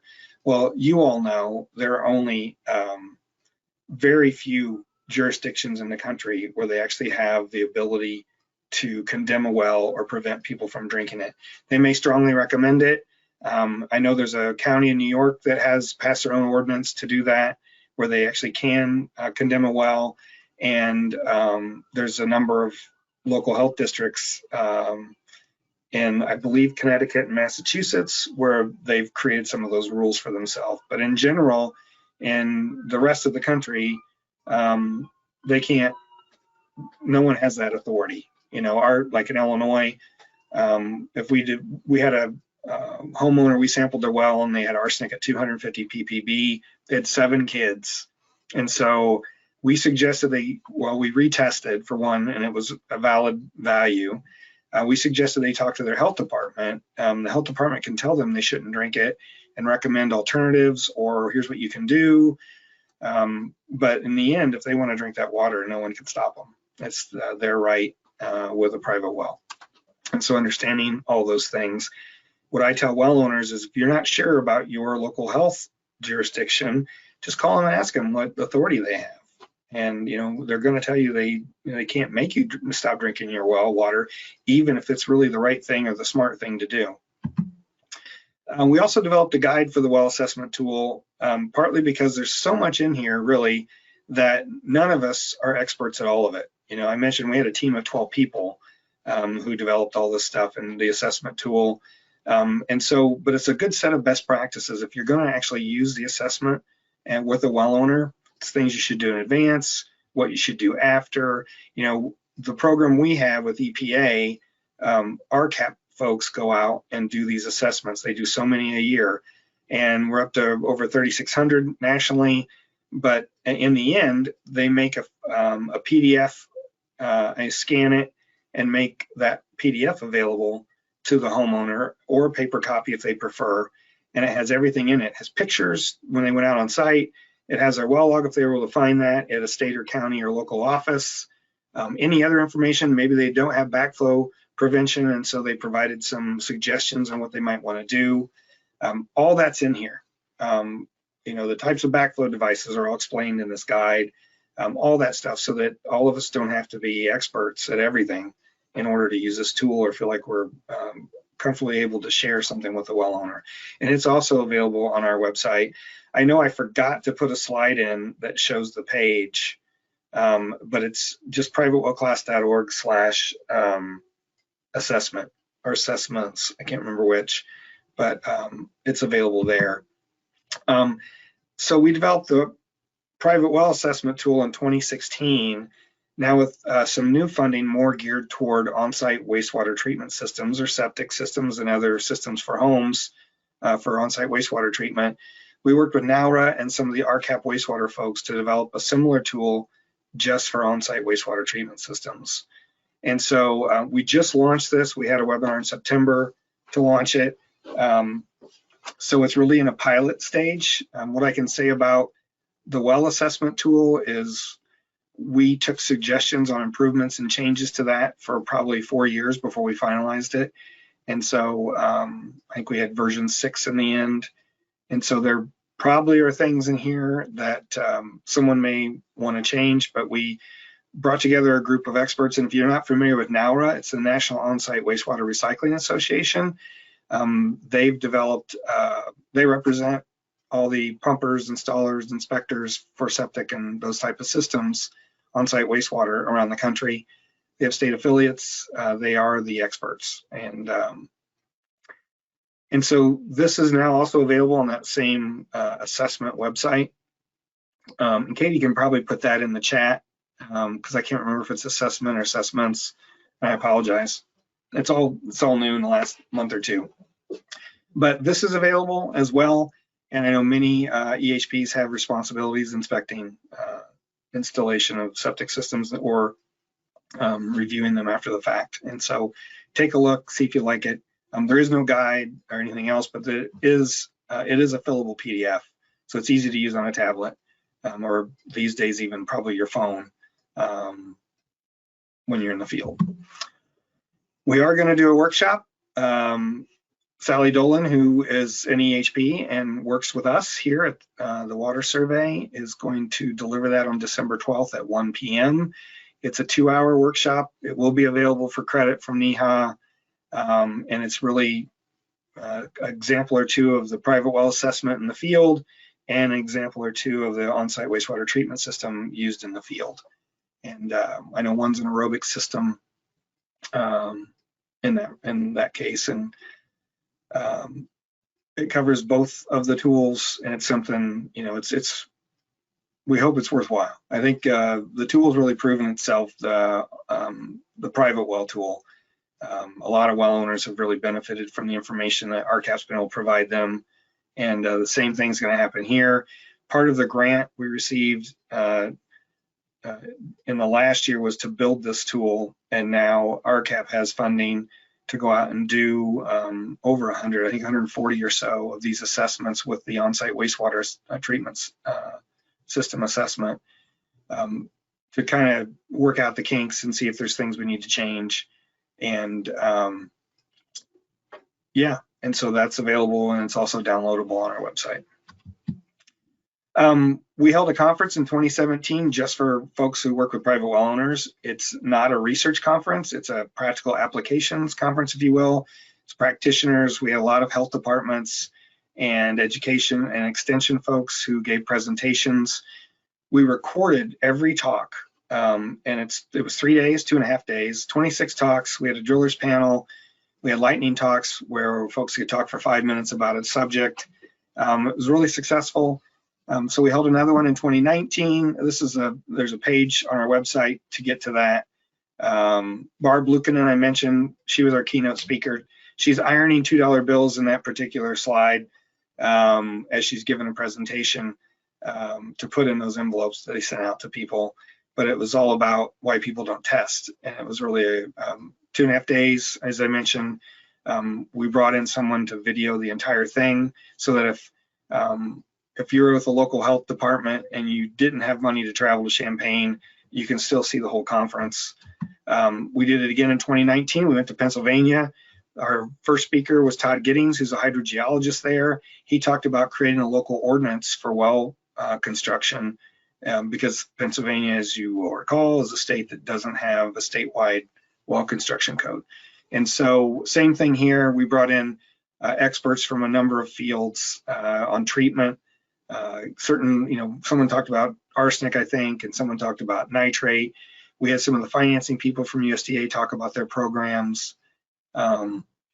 Just practical things that you could use at home. The idea behind this conference is that whoever shows up will have something to take home and actually implement in their day-to-day working with private well owners. So we also did virtual conferences in 21 and in 22. And so all of that's available on our YouTube page. I'm gonna go back. Our next conference is gonna be in person. It's probably gonna be out west, and it's gonna be in May of 25. And it's a little ways off, but that's where we're at today, trying to gear back up from all the changes that have happened, especially the cost that have changed related to putting on a real conference, because it's free. It's free to attend. You just have to get yourself there. And if someone's speaking, we also have some funds to help bring some of the speakers to the conference. And so if you have a novel idea or work that you've done that's really changed things for the private well owners in your area, reach out to us, because we'd certainly like to have those kind of things put on a national stage. For instance, there's a county in Oregon that got a grant to buy treatment analysis equipment. They put it into high schools, and then they worked with the high schools then to do the analysis of the water samples and send letters to the well owners. And they worked with the science club and the journalism clubs in those schools. And so for a small grant that started out just to buy the equipment, now they have a continuing program where they're educating high schoolers on the private wells in their county. That's the kind of cool things that we would like to highlight at our conference. This brochure, it's a trifold. I guess, it's really meant to say, here's why you need to, here's why you get your water tested, here's some best practices, and here's where you can learn to solve more problems about your well and learn how it works. It's a pitch to the private well class, but it's also something that you can hand out in your local jurisdiction. So we left a space. This yellow box isn't really there, so that you can put your own label on it. We offer this for free, and we've had 5 printings so far, and we've given out 91,000 of these to health departments, labs, and other constituents around the country. If you're interested in these, just email us. Take a look. It's on our webpage underneath the newsletter. And but it comes folded in bundles of 50. It's also available in Spanish. And again, it's really meant to just raise awareness and help people get to our class, which, we're funded by US EPA. And so everything's free. We don't charge for anything. We're here to try to raise awareness about private wells. So it's a win-win. We really enjoy all the folks we do work with around the country already. There's a lot. And so if you're interested, just let us know. We usually put that in our newsletter when we have, this is an older slide. It's the 4th printing. We have 80,000, and now we're up to 91,000. So again, just let us know if you're interested. You can email us from our webpage. We'll probably put out another thing sometime this next year for more. We do have some in stock now. We've printed 91,000, and I think we've given out about 86 or so, maybe 87,000. That's a boatload. And we certainly appreciate all the folks that have been involved in that. So let's get to your questions. There were probably about 60 or 70 questions that folks asked from the participants today. And we obviously can't answer all of them, but if it's state related, typically I will not answer it, just because you can talk to your state agency to find out what your state rules are, or you can, if you really don't know how to take care of that, you can email us and we can do it separately. But it wasn't something I felt was worthwhile for this webinar, since we have folks from all over the country. If you have a question that's not answered, or you have a question from today's webinar at any time, as I mentioned earlier, you can go to our question box or chat box on the GoToWebinar window and type in your question. Katie's keeping track of those. We're adding them to a Google Doc that her and I share. I've got it on my other screen. And I will pull that up at the end, and we'll answer those questions if we can. And sometimes we can't, and we'll have to get back to you. But if we can answer it, we certainly will. So any classes for septic tanks? Well, we do a webinar every July that's just on septic tanks, septic systems. But part of this new funding, we are developing a lesson 11 for the private well class that's just on on-site wastewater. So it'll cover more than septic tanks. It also covers systems that are more advanced, aerobic systems, or those that reduce nitrate or BOD or whatever. It'll probably be sometime close to this time next year. And as I already mentioned, we developed this on-site wastewater treatment system assessment tool as well. So with the funding where it's at, we certainly have had the opportunity and are developing more resources related to on-site wastewater. But if you want to see something now, you can go back to any of our July webinars that are on our YouTube page, and you can watch the last septic system webinar that we did. I also forgot to include it, I think, but we are developing another website to go along with private well class and wateroperator.org called decentralizedwastewater.org. It's really meant to serve the industry. So it's for the pumpers, installers, inspectors. It'll be set up like wateroperator.org. We'll have a national calendar of events for training, like to maintain any licenses they need, and also other types of training or events, conferences that are related to on-site wastewater. And then it'll also be a resource for documents that are related to the on-site wastewater world, from associations, state agencies, EPA, anyone who's doing work related to on-site wastewater. And so that's probably going to go live sometime before July 1 next year. And we'll certainly announce that in our newsletter and those sorts of things when that goes live. Do private wells have to go through a filtration system? So there are no requirements for private wells, right? Which is why, as a private well owner, you need to understand all those things, how it works, what type of well you have, how your well is designed, the materials in the well, what the casing is, if it's got a screen or if it's a submersible pump or not, all that stuff, and test regularly. So the only way to know if you need filtration or any other type of treatment is to test your water and use the results from that testing to determine if there's any water quality needs. And those may be health related, or they may be aesthetic, right? It could be that there's a lot of iron in your water, so you either have an iron filter or some other method to oxidize all that iron so it doesn't end up staining all your porcelain and your clothes and everything else. But it really starts with learning as much about your situation as you can, and that's the bottom line, and understanding what your water quality is. So we had a number of general questions. Tips for annual operation: how should I take care of my well? What's the most important thing a well owner should know? I get this question every so often, the third one. What is the most important thing a well owner should know? I honestly don't know how to answer that. I don't think there is one most important thing. But the bottom line is all of these questions, you'll be able to ask more specific and direct questions if you take our class, because it walks you through operation and maintenance and what you need to do to take care of your well and all the things that are important that a well owner needs to know. And so once you've gone through those 10 lessons, you'll be able to ask better questions. You'll have an understanding of the type of well you have. And if you have issues, should they come up, you'll have an understanding of why that's an issue, and maybe even be able to solve it yourself, or at least be able to ask a question that's specific to that situation. So I encourage anyone who's not taken the class, it's completely free. You just have to spend the time to read it. I recommend that you do that before, And I think you'll have a better feel for where everybody's at here.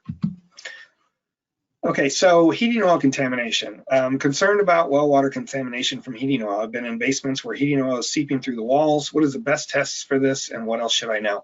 There was more to this question, but it was, I had no idea, as much as 4 or 5%, depending on what source you look at, of homes in the US have heating oil for their heating system and storage tanks. It's a huge issue that I was not aware of. I'm not sure why, but it's really never come up.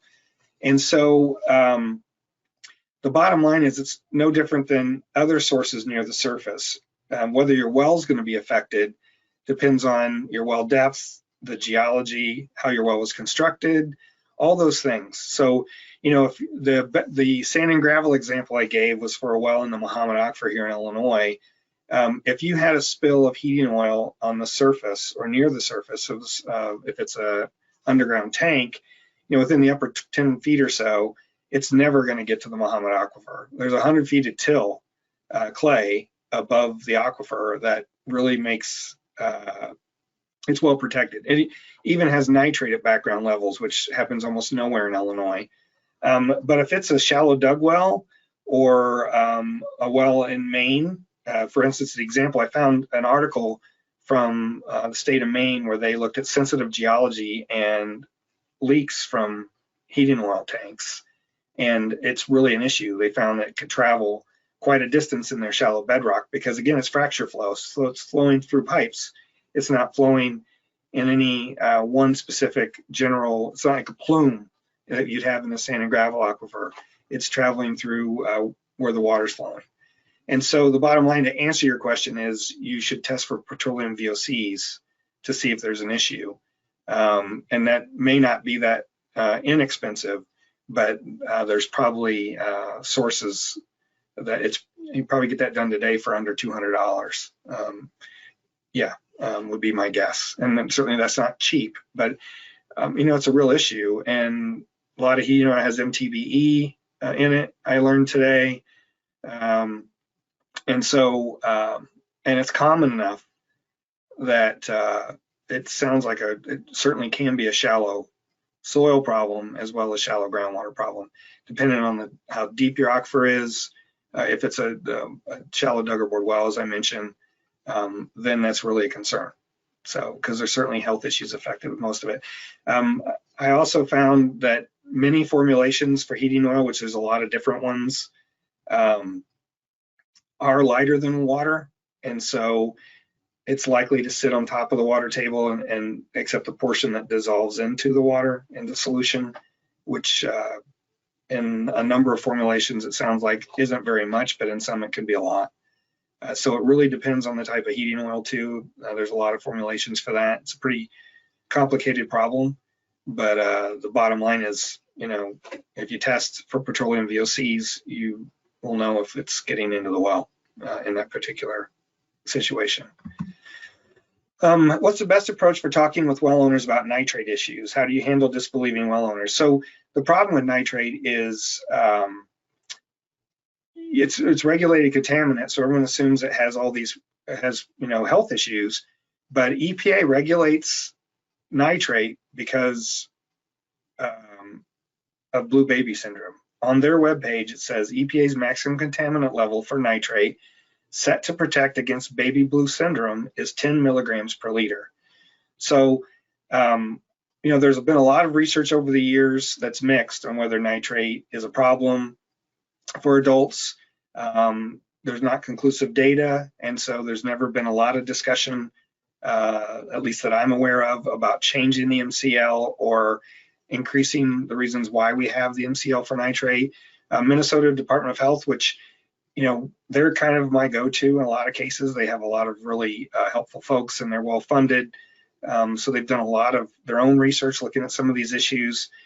On their webpage, they say there's emerging evidence that there could be other risks to adults, but there's no scientific consensus on this question.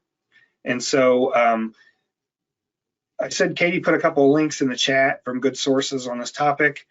And so I wanted to mention that that's actually as a handout.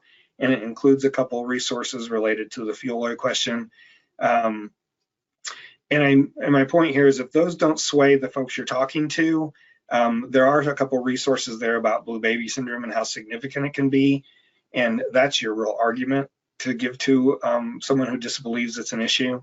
And if it's about other issues, then honestly, you're going to have a hard time convincing folks that it's a big issue, since it's, said it's, it can increase heart rate. They talk about some intestinal problems with high nitrate, but none of it's, again, there's no consensus in the literature or with the research been done, at least today.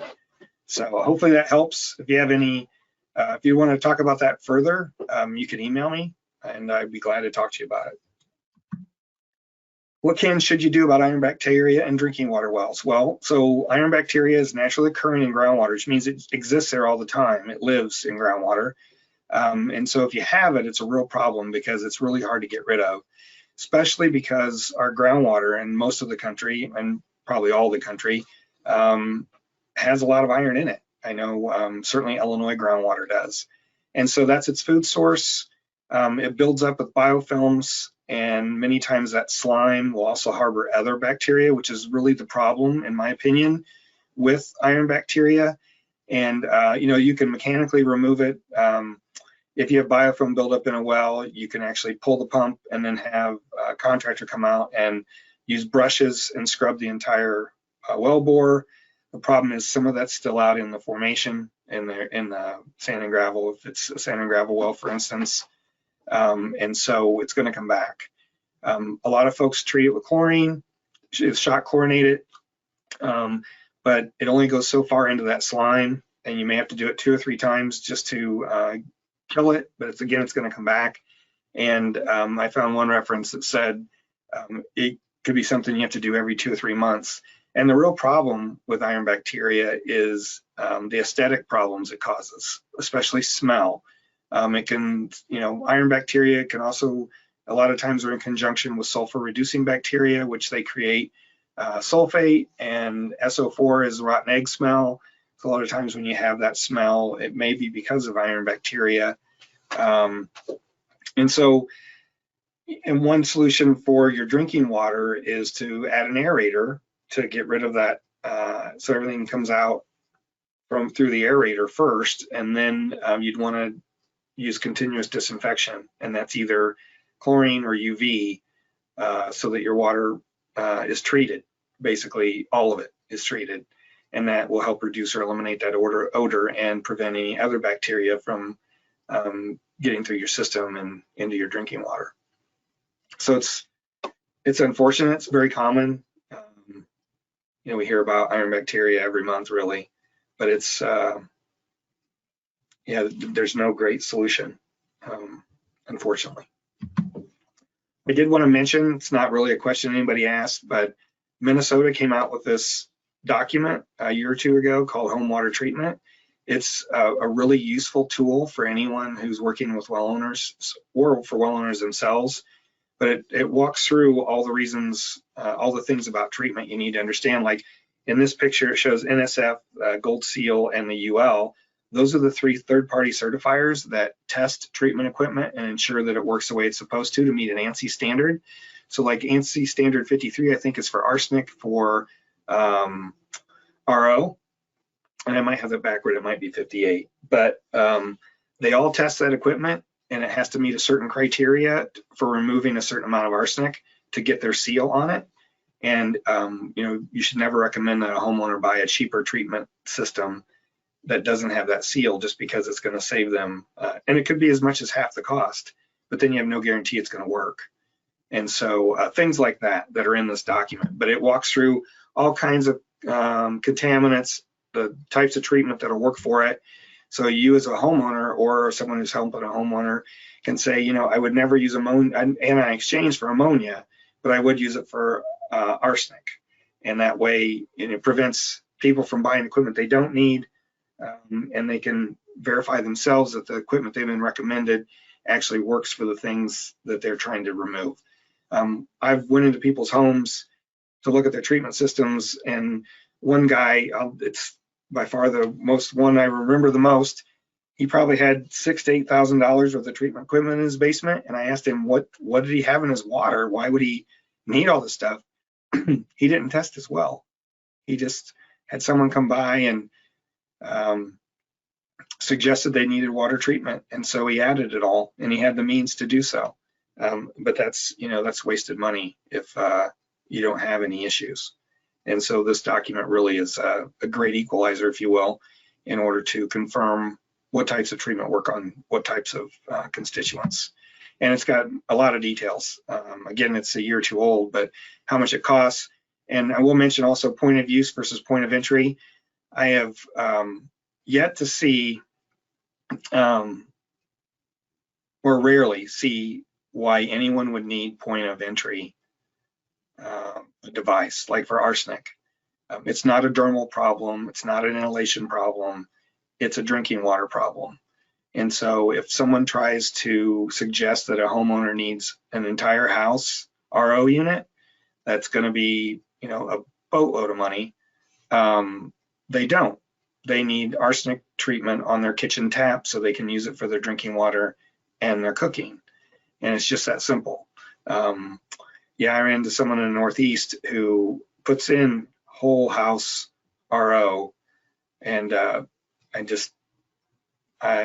consider that unethical, in my opinion. So there's no reason for it.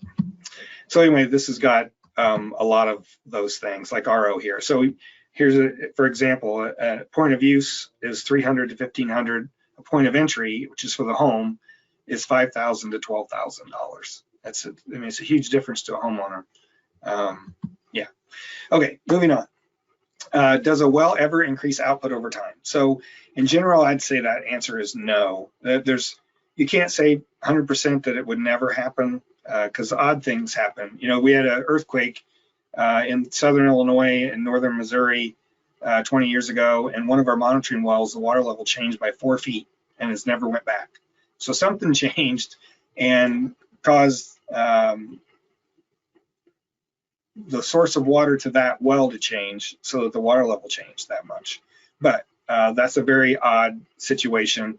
If anything, though, usually because of sediment or incrustation on a screen or other things that happen in a well, it usually reduces the amount of water available. For instance, if you have high iron, and there's any kind of turbulence in your well, that's going to cause that to form iron oxide and coat things and eventually reduce the amount of water you have, or even just the free surface on top. We have a monitoring well that's in an area with super high iron, and we have to, and it doesn't have a pump or anything in it. It's a 2-inch PVC well.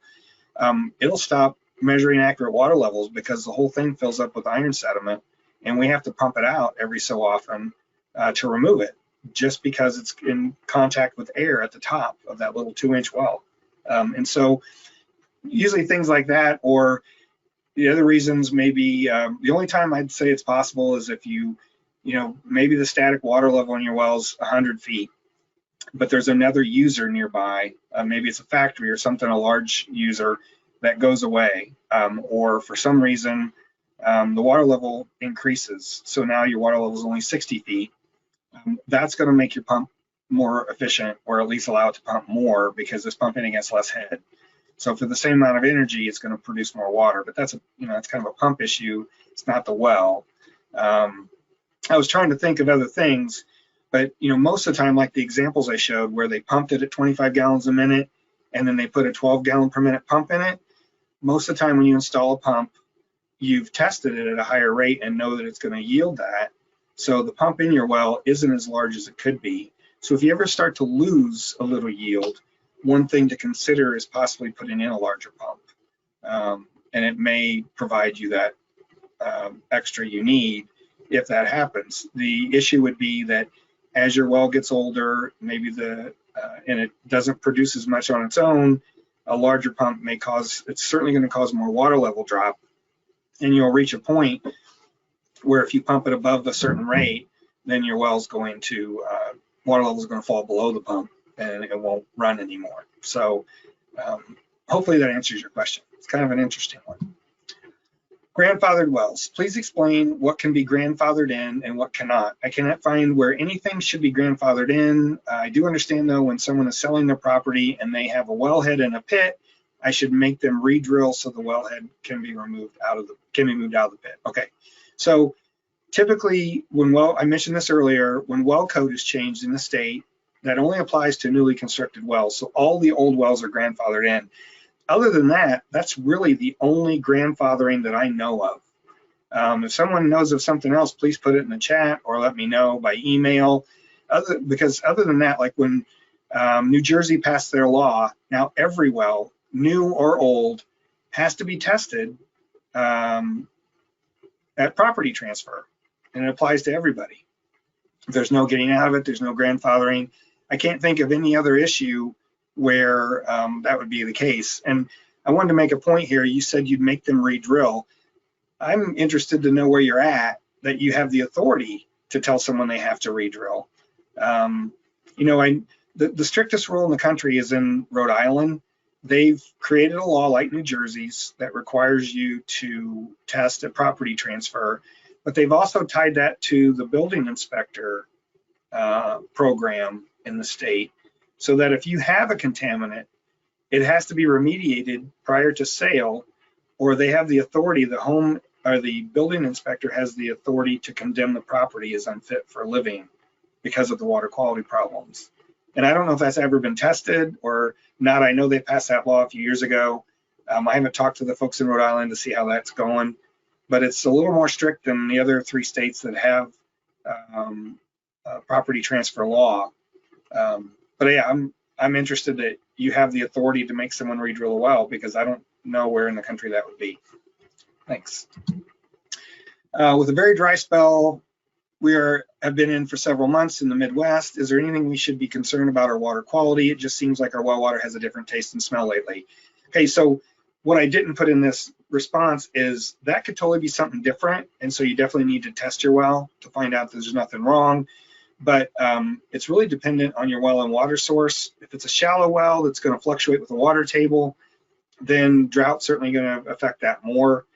We see our monitoring wells that are in the water table in the state going down this year. Some of them historic lows. Yeah, but anyway,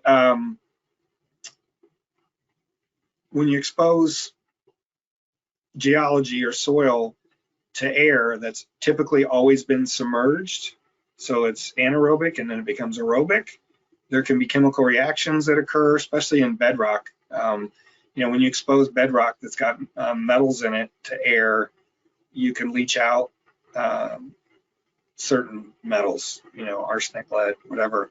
And so it could be something to do with that if it's really your water levels are dropping. But the best thing would be if you have sample results from previous samples of your well and you collect another one now, you can compare that. I do want to say though that taste and smell typically don't mean there's a problem unless you can identify it. If it's an oily smell or taste, then you know that's a hydrocarbon, that's a problem. But many times things that cause taste, odor, or color, like tannins, they're not harmful, or iron isn't harmful. But the only way to really understand that all for sure is to test your well regularly and know what your water quality is. You know, the difference between a private well and a public water supply is that public water supplies test their well every 3 months, their water. They have to by law, the Safe Drinking Water Act.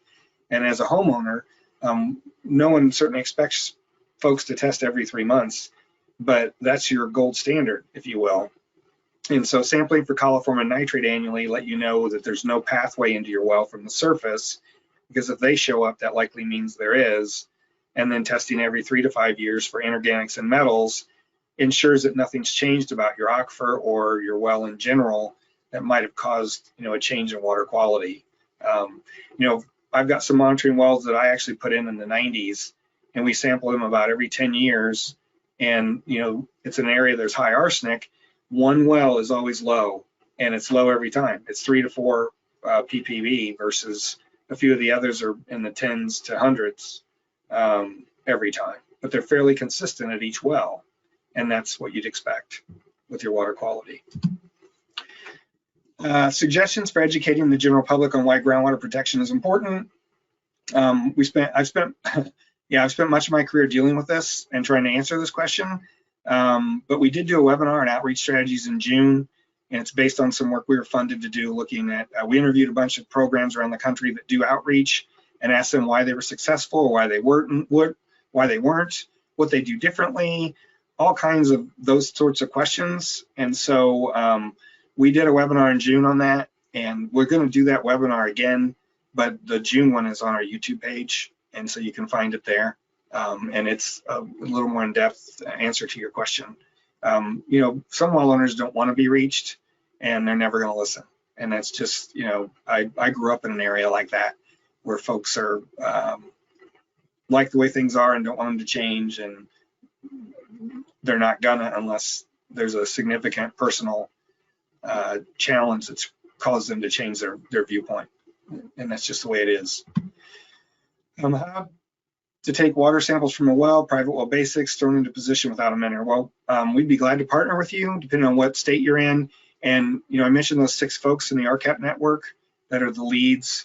They're also someone you should know. They'd be glad to put on workshops with you, help you with any questions you have.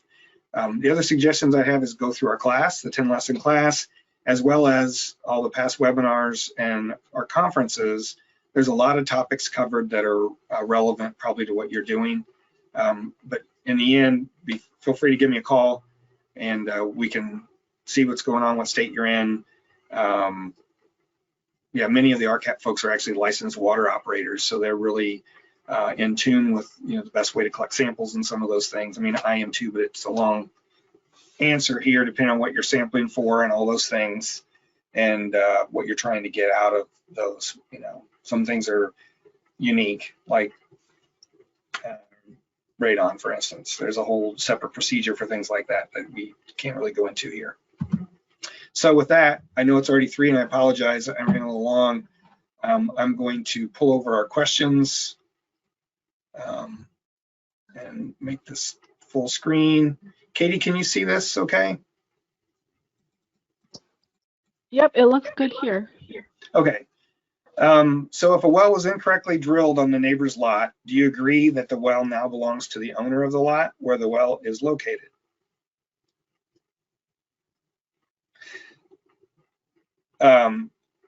So if you paid for the well, and it was drilled on the neighbor's lot, then that's a legal issue with the driller, and you need to hire a lawyer and have them put a well in on your property if they made a mistake. I mean, it's that simple. Yeah,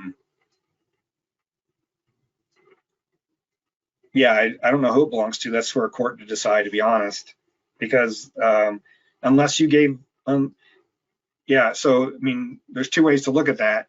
Either the driller messed up, you gave him the wrong coordinates, or told him where to drill in the wrong place, or the driller went to the wrong place, in which case he drilled on somebody else's private property without permission.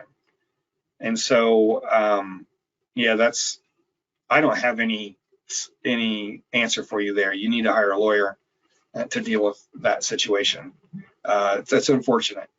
So, but that's why you know, in our class lessons, we talk about what are you going to do when you hire a driller, all the things to look for. One of them, make sure they're insured and bonded, and all those things.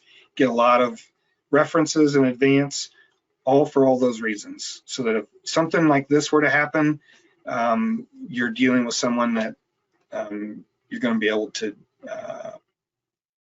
make the situation right, if you will. Do you have any suggestions for resources for building staff capacity to answer questions about private well treatment technologies? Well, the basics, I would say that Minnesota document's pretty good at explaining really a lot of the common questions that a well owner would have: costs, maintenance, all that sort of stuff. The other suggestion I would have would be to contact the Water Quality Association. You know, Eric Yegi was one of the people that was shown on that podcast. He works for WQA. They also certify treatment technologies, but they represent a lot of the dealers of equipment for home drinking water treatment. And like they have a program for training that includes ethics training and all that sort of stuff. They list a lot of the treatment equipment or where to get to it. The other source would be like NSF, National Sanitation Foundation, and Underwriters Lab. They probably have resources related to each of the treatment types. They meet ANSI standards, ANSI, for given water treatment. And so it would have that information as well. So, and email me. And but yeah, if you go to wqa.org, you can probably find a lot there. That would help your staff. Okay, do you have a list of testing parameters you would suggest a homeowner use in their well? We do. We put out a list, but it's a lot of the other webinars we do, like the Common Questions webinar. You can find it there. I don't have it just to pop up real quick, but we had to create a list that would work for the whole country, and so it won't include any specifics for your area. And in that webinar, like the Common Questions webinar, I show a map of Rhode Island, and they have beryllium, naturally occurring beryllium, in about a third of the state. Beryllium, I didn't even know it was a regulated contaminant until I saw that map on Rhode Island Department of Health's website. And so it's not something I would suggest for everyone in the country, but if you're in Rhode Island, I would. And so our message is usually, here's what we recommend everyone in the country test for, and then here's what else we suggest you do. Contact your local and state health department. Find out if there are any water quality issues, naturally or otherwise, in your area. Because there can be odd things like that show up. And if you look at that webinar, for instance, Wisconsin DNR has a website that's a Esri map where you can click on a county and it'll tell you what groundwater quality issues they've had there, or what testing has shown for private wells in those counties for things like arsenic and nitrate and everything else. But not every state has those kind of resources. But if you're in Wisconsin, that's a really helpful tool, and things like that. So you really got to do a little investigation. But your water quality agency in your state, especially the folks that regulate community water supplies, will know if there's an issue. So like our Illinois EPA did their own sampling of all the groundwater wells for community water systems in Illinois for PFAS, and now they have a web page up that shows where they found PFAS in each of these wells. So things like that are really useful, but you kind of got to dig in and go look for all that stuff. Water tables drop due to surface coal mine blasting activity. Well, they can certainly, and even gravel mining, right? Because a lot of times when they're mining that gravel, they pump the water out so they can get to it, because it's the natural water table is all the way up near the surface. So we've had issues in Illinois where folks who live near a gravel pit that expanded have lost water in their well. And again, in that case, they had to go talk to them about, they're going to hire a lawyer because there's no other alternative, unfortunately. But as far as coal mining itself, I imagine if the water table were in the way, they'd pump out the water to get to the coal. Same thing, near that site, they could lower the water table or a shallow aquifer to a point that it might affect somebody's well. Well interference is a common thing. In an area, if you're too close to an irrigation well that's pumping 1,000 gallons a minute, it may lower the water level in your well 10 or 15 feet. And most of the times that wouldn't be an issue unless your pump is set too close to the top of the water level. And then it may put your pump above the water level in the well. So, those are, a lot of these things end up being legal issues, unfortunately. You have to prove that somebody impacted you, or that's what caused it. But they certainly can. Anytime that they're, dewatering to get to a mineral, that could cause a problem. Okay, that's all we have. Sorry we ran late. Appreciate everybody's time. If you have any other questions, it's info@privatewellclass.org. And if you have my email address, you can look me up too at the U of I. Feel free to email me directly. But if you need any of the materials related to getting continuing education credit or you want a certificate, this is the email address to use, info@privatewellclass.org. All right. Thank you, everyone.